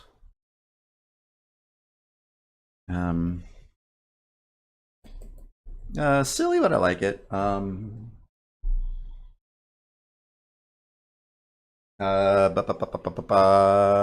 Let's just keep going, right? Let's just knock out through some of these and see if we can find some that are awesome, some that are okay. We might find lots of, I don't know, like this is just an exploratory like thing. Let's throw out some more stuff. Do not record me doing SFX with my mouth.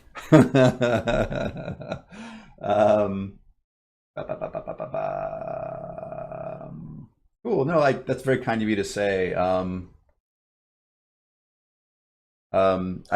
don't I don't feel confident. I'm just trying to blast through this stuff and get stuff that I think is interesting. Like I'm trying to go through as many bad variants as I can to find something I think is cool. Blah, blah, blah, like I've seen some people do some polyhedral stuff, right? Like like we could try that. Maybe that would be a cool thing to do. Maybe I'm just crazy. Let's do something like this. Fill that in. This. Fill it in.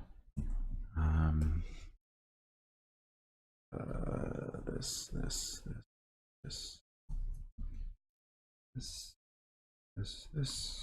Fill it in. Oh. Fill that in. This. This.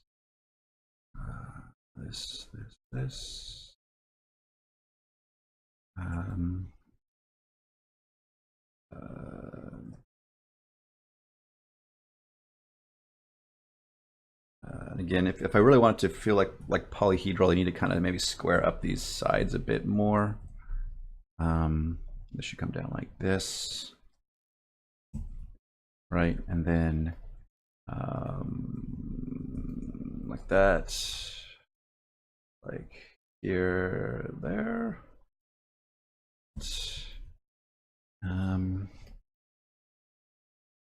Okay, this stuff is distracting me now, so let me just clean this up real quick, and then we'll draw over it. Yeah,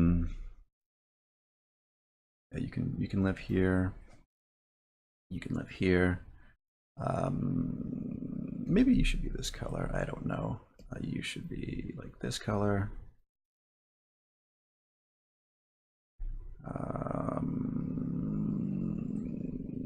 You should be this color, more or less.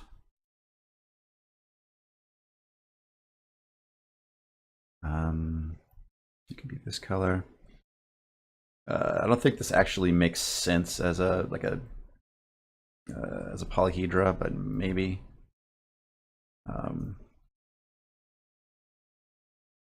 Hopefully this illustrates what I'm just trying to communicate. Let's do quick bits of AA here and there.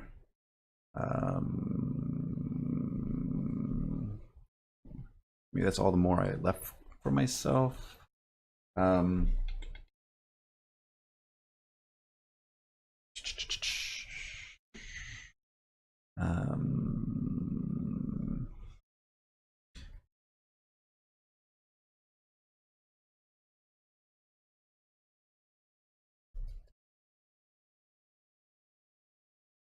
You right there. Will that work? It's close-ish.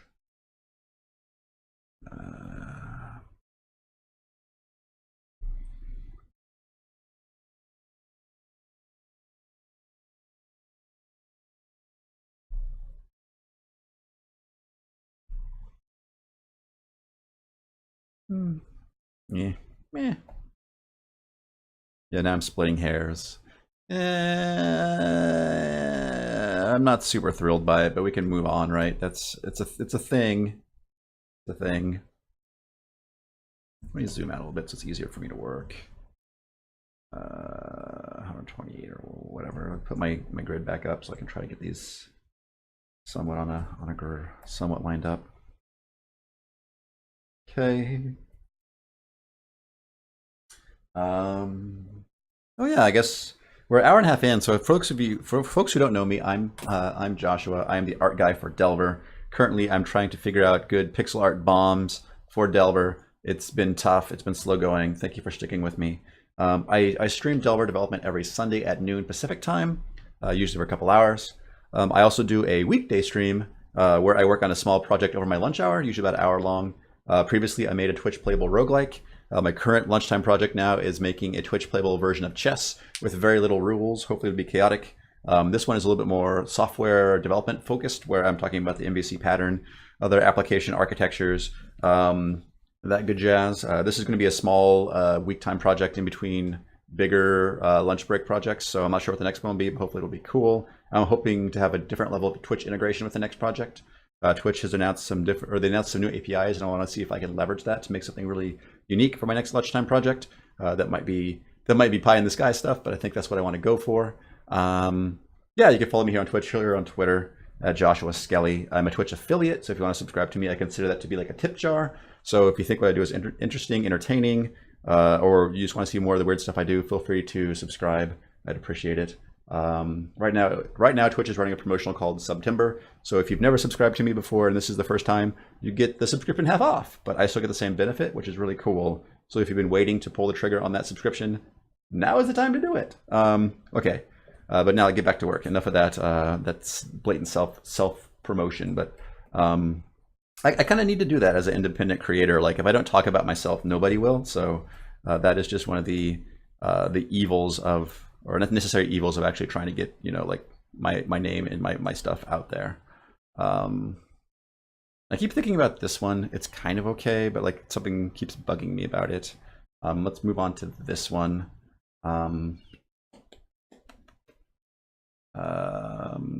I think also this one is, could we just do with a quick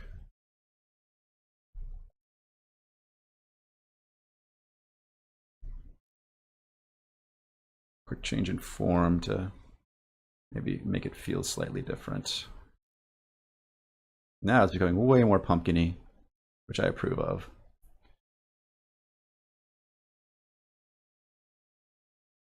Yeah, I guess it is fall, right? It's pumpkin season.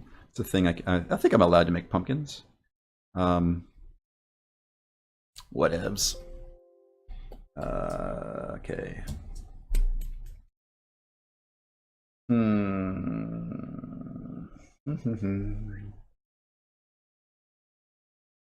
Edis Do says, do you have any notes on the implementations of bombs? They're ready to pop. I feel like I'm always waiting on art to start.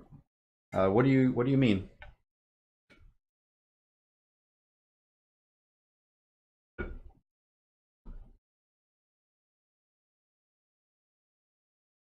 I'm not quite sure. Oh, I'll zoom out.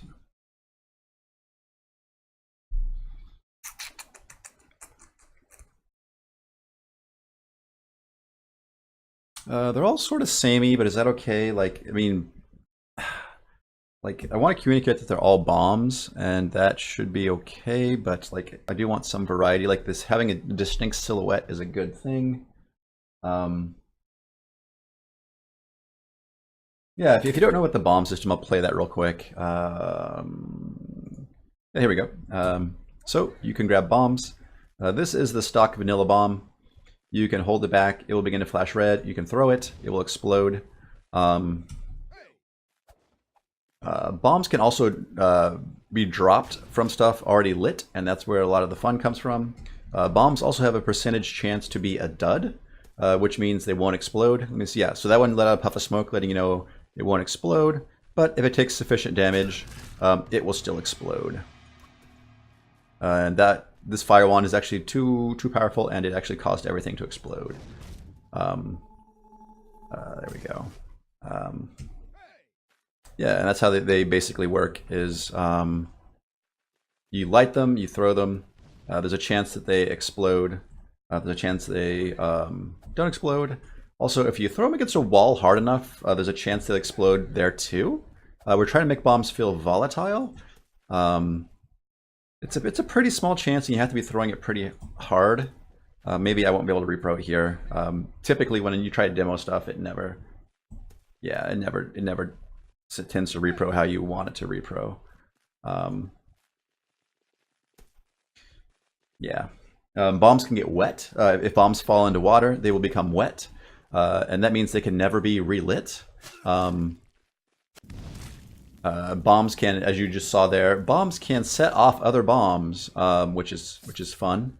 And yeah, the whole chain, the chain of events is kind of what I'm trying to encourage with my bomb designs.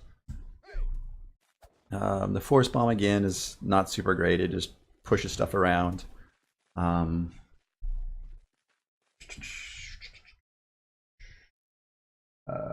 me see. Yep, axolotl. That's exactly. I don't know if it's a good thing or a not thing. It's not a Ziggurat inspired level up screen, but definitely the Ziggurat does that sort of thing. Chad didn't realize Ziggurat did this until we had implemented it. But yeah, it's basically a level up screen. It used to be just a simple menu, but we're trying to make it way more obvious that you're supposed to click on these things. We also say this is a +1 speed, your current is 4. We're trying to communicate a little bit more. Also, it tells you, you can't see me pointing at the screen because I'm a dummy, but below each card, it will tell you what the stat actually does. Again, this is an improvement. I need to have art for these. This is another art requirement that I need to get done. Right now, it's just using the map art. But yeah, there are, I think, 6 new pieces of art there I need to do as well. I am not planning on implementing a poison cloud bomb because there's already a poison bomb. The potion that causes poison can already be used as a bomb. Yeah, so if you don't know, in this new update, you can throw everything. So I have a potion out. I can hold Q to wind it up. Then I can throw it, and then it will explode. And it will do an area of effect of whatever that potion's effect was. So it could be healing, it could be poison, it could be any number of things, really. Also, too, if you know about the potions in Delver, that was poison. The area of effect cloud also will tell what type of effect it was, too. Yeah, that's also nice, too, now, because, like you can throw your weapons, which is super helpful, because they will now do a... they will do a hit... they will roll a hit when they actually hit something. Also, I find it useful too, like I'm fighting somebody with a wand and like they're starting to run away, I can just throw my wand at them. Usually if I'm out of shots. But it's a nice another little bit of interaction. And also it's because we're trying to solidify how the interactions work. It used to be that the only way to drink a potion was to press the number 2. Because when you left click it, you would throw it, but now when you left click edible things, you just eat them. And then if you want to throw something, you just hold down Q. So we could throw this guy a piece of meat. Yeah. Yeah. So that user experience, that user interaction has been cleaned up and made a little bit nicer.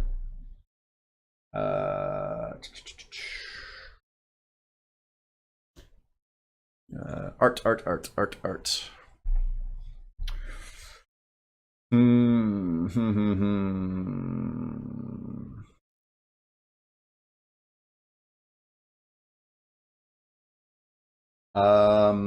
So Elda says, it's really good, I want this. Yeah, you can find it at Steam. We're in early access for $7.99. The thing is we wrote the engine ourselves, and it was never designed to be a network game, so there will be no multiplayer capabilities. Delver will be a strictly single-player game. We are working hard to finish this thing up and to make it as good as we can make it.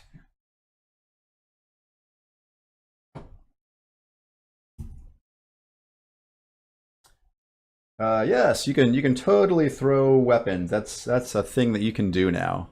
Um, and they do a damage roll, which is super helpful. Again, a lot of times I will throw it at enemies who have retreated, especially if I'm playing more of a melee character. It's nice to have the option to throw your weapons. Um, yeah, none of these designs are really singing to me. This one is kind of okay. It's kind of weird, kind of okay. Um, I think maybe I'm thinking it's weird because there's no like material differentiation. It's all just this gold color. I don't know if I brought in this iron or maybe this steel color, if that would help. Let me just try that real quick.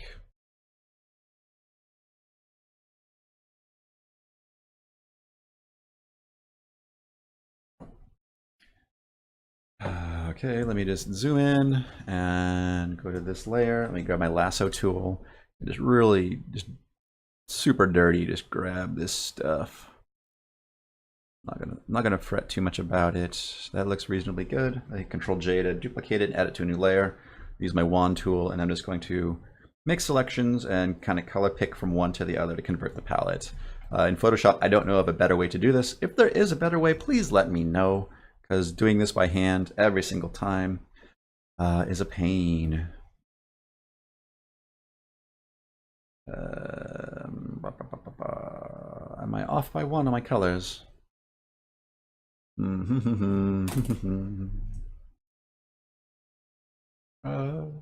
Let me. Let's look at melee. Maybe I need to introduce a new color. Where am I? Where am I? Here. Yeah, let's go back. Go back. So I think that one's okay. I really want, because the primary color of the steel is this, so let's do that. And then, is this the color I was looking for? Yeah, there we go. Yeah, I don't know if that helps or if that is just worse. Let me zoom out and squint. Let's hide our I don't know. Slightly better, slightly weirder. Control J, Control U. Let's just throw it through some hue variations. Green looks interesting. Man, I don't know. Pull up the sat. I don't know. That's all right. Again, maybe like Axelotine was suggesting I could do something like Control J and then edit, transform, flip vertical. The shading will be incorrect, but that can be a future Joshua problem. I can erase this, or no, I can just push this behind these forms. Then we get the more like this is more like a water-based landmine, which I guess is an okay thing. I don't know. It definitely maybe communicates the whole proximity stuff in a different way. Yeah, that's fine. Ugh, maybe. Let me just real quick. Let me just select this, do a Control Shift C, which will copy all the layers, and then I can just revert this back to where it was. I can paste this one in and just position it here. So I still have both variants. It's still pretty darn noisy though. I don't know. Francisco Valum says, will there be more types of arrows? No, there are no types of arrows. It's just different types of bows. Different types of bows are what impact or impart the different properties to arrows. So a fire bow will give you fire arrows. A poison bow will give you poison arrows, etc. Yeah.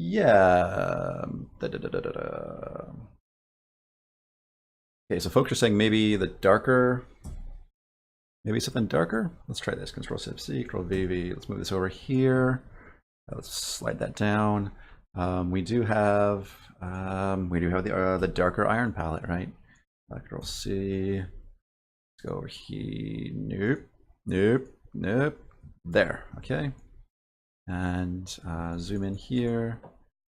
This lives on that layer. Again, I can just do a quick Quick swap.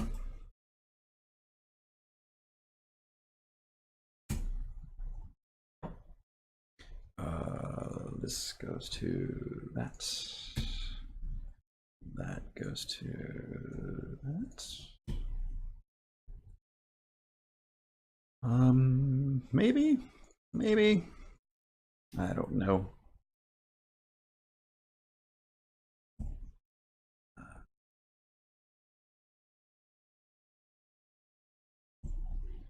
I'm suggesting like an iron band or something across the top.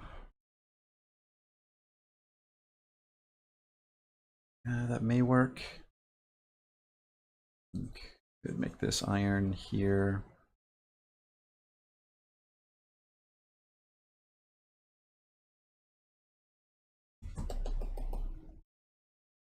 I don't know.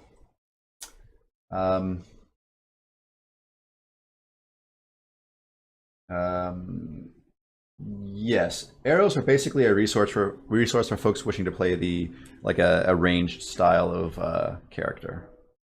You can recover arrows from monsters. You can recover arrows from the wall. Rare arrows do occasionally break.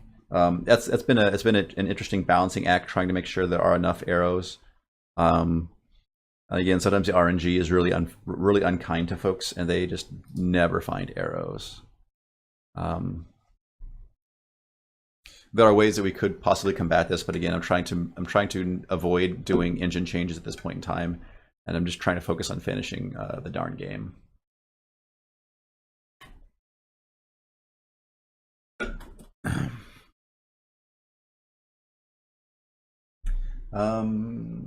So Kenstar says, when you are charging up a swing with a melee weapon, do you lose power if you keep charging after the full take back point? No, you do not lose power.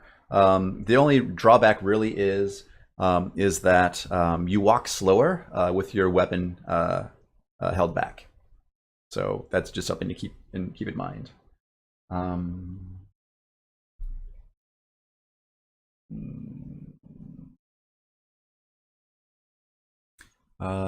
Cool. Yeah, again, just Control Shift C, Control V. I have a layer, that one. Control click to get that layer. Position this here. I have a lot of, I don't know, like I'm kind of, I seem to be favoring this design. I don't know why. Make a new layer. I could just add some material separation like this, like this.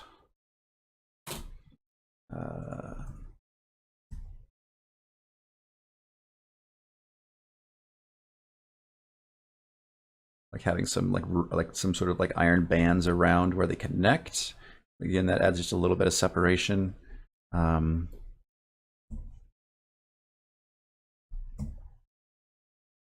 don't know if that's what I need, but it is a way to accomplish a thing.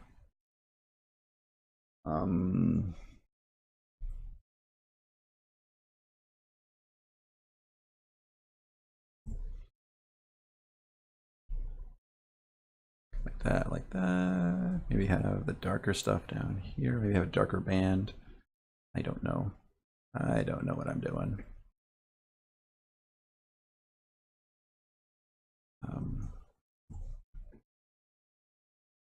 And having little contact shadows, I guess, is okay. Kind of call out.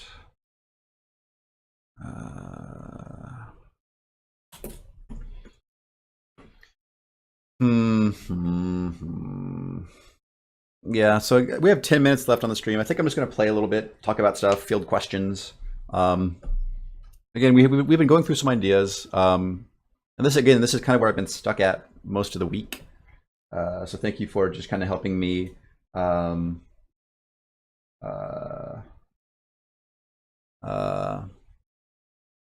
just lost my train of thought. Yeah, thank you for bearing with me while I just kind of explore designs, talk about my process. Let's just play some Delver, right? Let's just have a little bit of fun and see what the RNG throws at us. Again, it's probably also good to test the red slime some more, because the red slime I only encountered just a little bit. So hopefully they're not game breaking. Let's just play a little bit. I play these last 10 minutes and I will field questions from folks who, oh no, okay, yeah, that's fine. Yeah, if you got questions, throw them my way. And anything is really open, game dev, art, blah, blah, blah. Anything that you think I might be able to answer. Okay, let me just kill myself and let's get started with the game proper. This is the tutorial level. You play this once per save slot. And then after we try to encourage you that death is okay. After we do that, then you actually get dumped into the campfire, which is the normal Delver start area. And then we go down into the dungeon. Here we go. All right. No! Joshua, that was almost a very, very short run. Wow. Okay. Yeah, that I had a health potion. So yeah, so the purple pots always explode with a magic area of effect on them. That was a stun wand, so she's stunned for a time being. Stun wands are super useful, but they have very limited charges, so maybe that was not the best time for me to use that. I really need to find a better weapon. These wands are powerful, but they're limited. So I guess I'm gonna break some of this stuff, maybe. Actually, the pots will not drop items, so I don't really want to be breaking pots. Pots can drop gold, or they can drop you a nasty little surprise. Let's take him on. I'll try to do a little dance where I aggro him, then back up, and now I'm being caught in between two folks. Let me blast my way through this. Nice. Speed. Speed is what I want. There should be an item here. Yeah, there's a melee weapon there. Let me kill him and then take that melee weapon. Yeah, 4 to 6 is better than my 2 to 3. So let's swap that out and equip it. Whoa. Okay. I'm going to dodge these shots. Again, if your timing is good, you can actually deflect the shots with a melee attack, but the window is so small, I don't really know in practice if it's actually worthwhile to try to learn how to do. Basically, you have like one frame to get it right, and it rarely happens that I ever get it right. Also, let's just bust our way through here, right? I think there's a little storeroom back here. There we go. Yeah. 4 to 6. The crates still drop loot, but the pots do not drop loot. Okay. Blah blah. Yeah. Again, Chad. There's something wrong with the doors. I'm not sure why. There's sometimes the orientation on the doors is screwy. All right, let's go north. I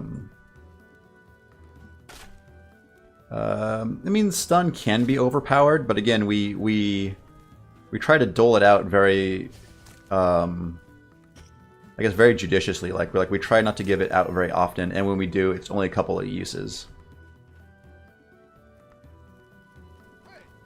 Ah, hello, buddy. Excellent pants. Let's put on these excellent pants and get rid of these bad pants. More speed, faster, faster, faster. Level down. Awesome. Let's keep going. So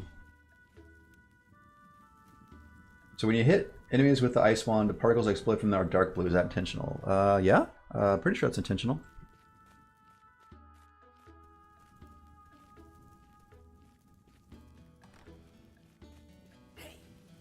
Oh, hello.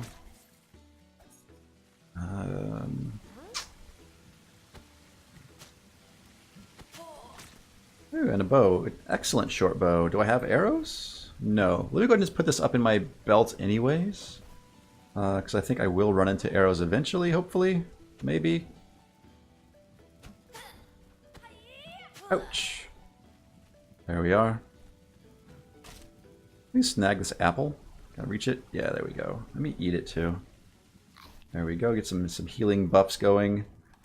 And see what we got. There should be at least a weapon here. Ooh, another ice wand, but only 5 charges. It's a shame. There's going to be folks up here usually. Another bow, but it's not a good bow. Let me bust some of these up real quick.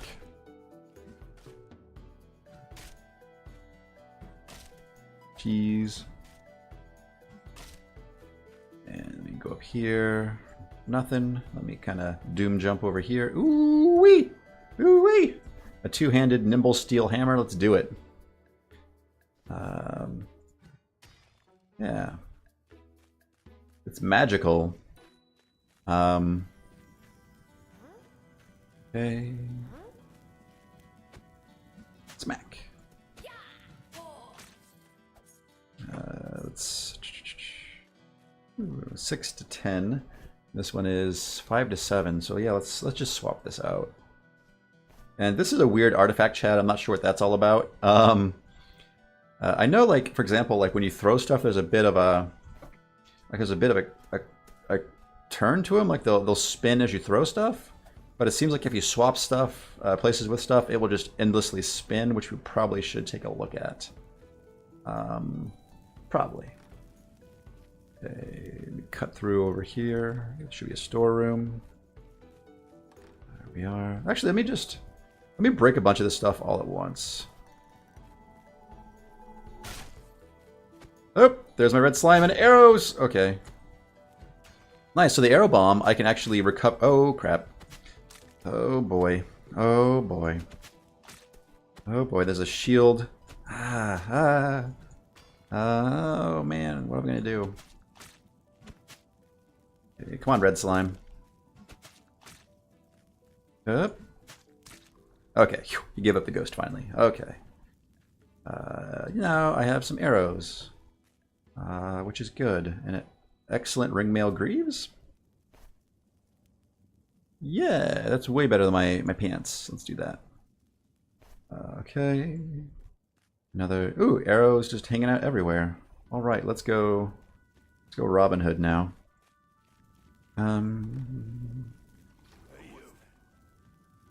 Yeah. So I'm using a composite bow, which has. Which is slow and it has a fairly short range, but it has the highest knockback of any excellent round shield, and this is a fine round shield. I'm going to swap these two. But it has the highest knockback of any bow, so maybe, like personally, I like being able to change the enemy's positioning with knockback, so I prefer knockback weapons sometimes. Oh. Where are you? There you are.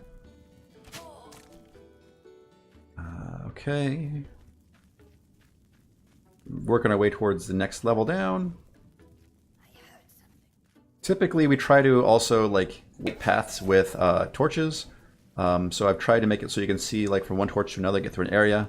But usually the lit path areas have treasure and stuff in them, so there is some value to going after it. Oh, can I get up there? Oh no, did I lose this arrow forever?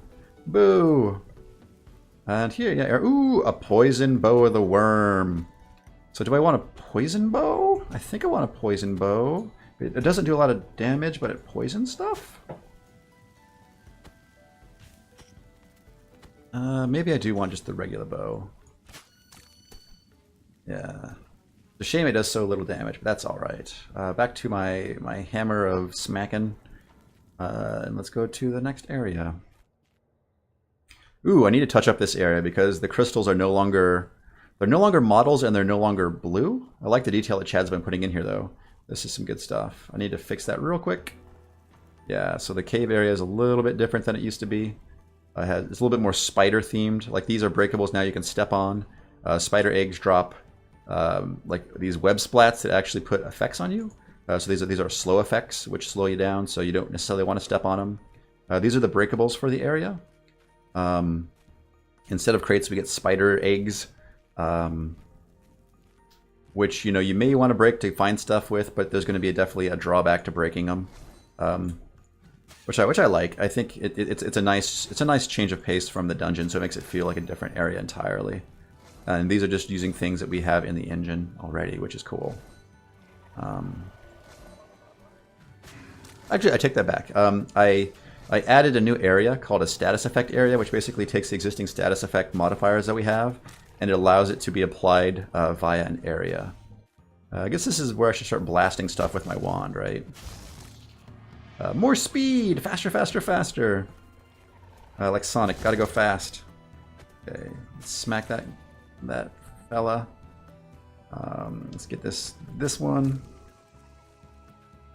Yep. Get out of my face.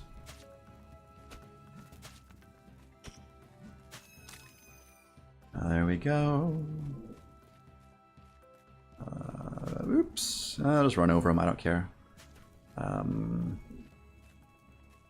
Oh! That was... Oh, no! Okay.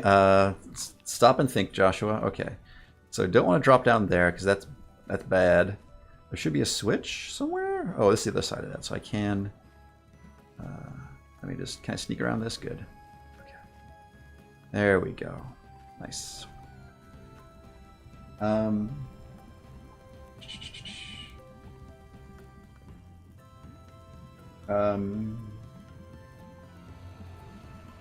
Actually, Dean says, my imagination, or did there not used to be more belt slots?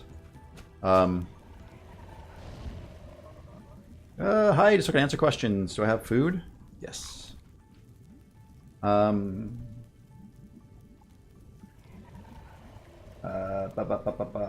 Yes, there used to be more belt slots.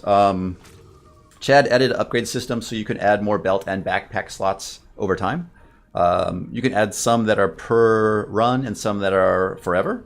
So we start you off with 5, and you can upgrade that, I guess, maybe to max 10. That's a thing right here. So yeah, so there are permanent upgrades and there are per run upgrades, and I'll just let that explode. Okay. Hey Steven, thanks for popping in, man. Yeah, I'm just about done with my stream today. I've just been playing some Delver. We did some like pixel art, like just design explorations earlier today. I don't know, like again, I've been kind of stuck all week and trying to find designs that I like and I think work well, which is a bummer. But you know, you have times like that. Just trying to figure out strategies to get through it. Yeah, let me see what else the chat is talking about. Axelatine says this is about as annoying as I thought it would be. What's annoying? And I'm back at the start.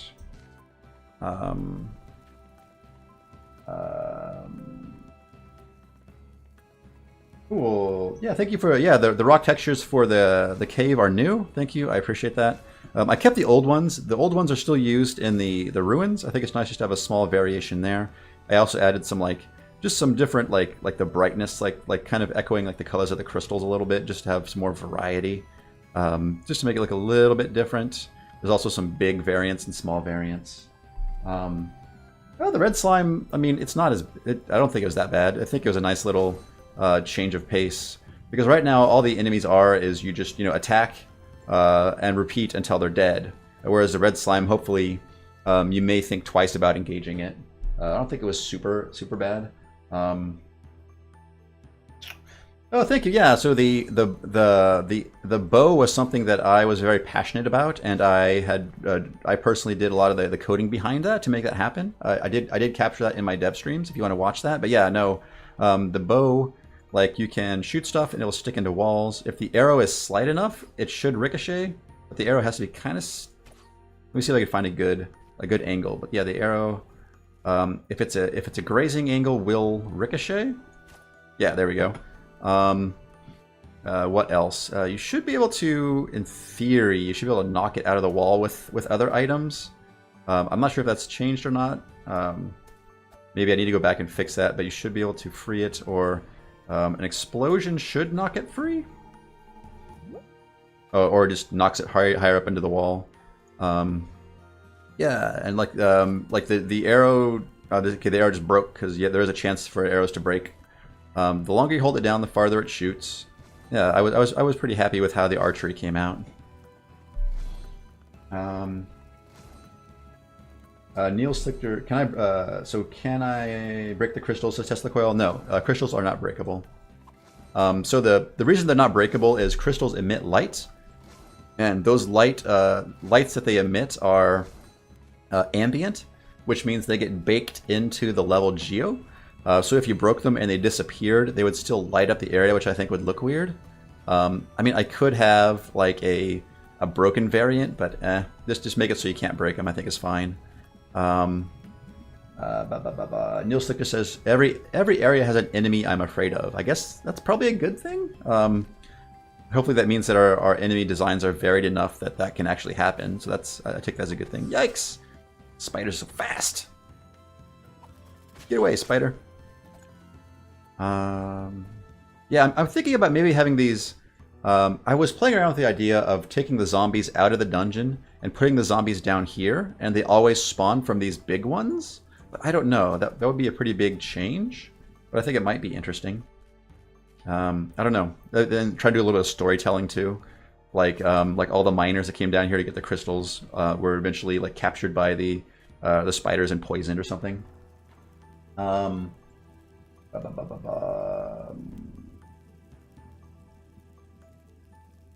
Any plans for an enemy that shows up after a certain amount of time that's really powerful?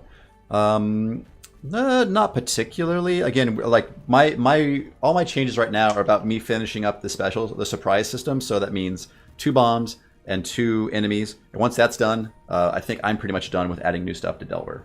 Just to give you a straight up answer as to what I'm thinking.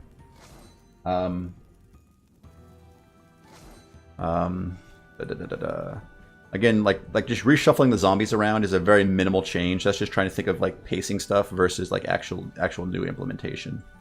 There we go. I'm gonna get my bow out just in case I need to defend myself. Speaking of defending myself, get back, guy. There we go. Let me go recover my arrows.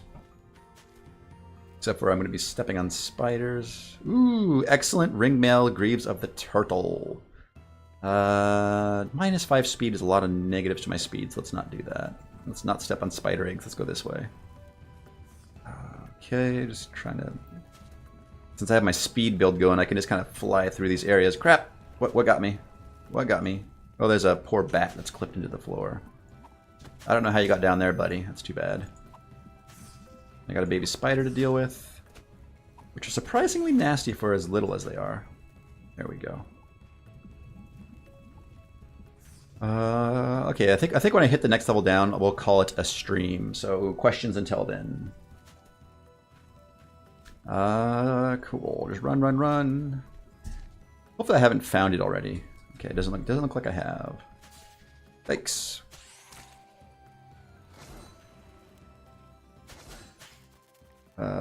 Four. Restore health. And the spider's upon me. More speed! Wow. Rarely this happens that you get to choose that same stat over and over again. That's generally why we only give you a subset, is because we don't want to encourage people to like max out a given stat to have more of a rounded out set of stats. Ooh, and here, this is a belt pouch. So now when I grab this and I use it, I will go up and have 1 additional belt pouch, which is cool. And yeah, here are the stairs down. Cool. Oh! Stupid baby spider! Ah! Okay. Okay. This is it. It's 2 o'clock. Time for me to go spend some time with my family. But I am Joshua. Thank you so much for sticking around and hanging out with me today.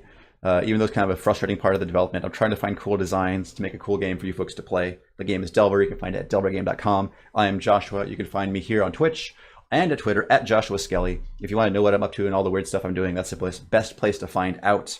I am an affiliate, so you can subscribe to me. I consider that like a tip jar. I don't make a lot of money off of it, but maybe I can use it to buy cool, I don't know, hardware or go to events or something. But yeah, this month, if you've never subscribed to me, your first subscription is half off, courtesy of Twitch. So thank you, Twitch, and I still get the same benefits, so feel free to pull the trigger.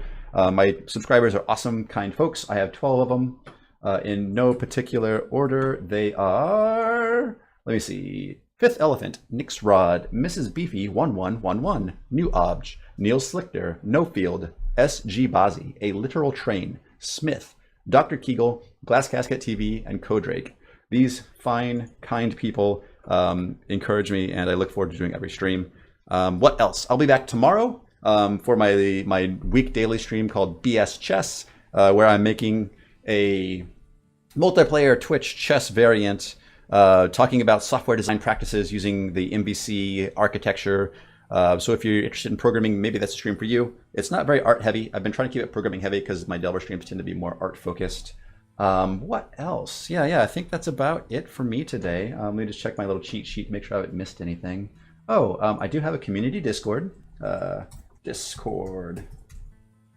So the Discord channel is, or my Discord server is organized by projects.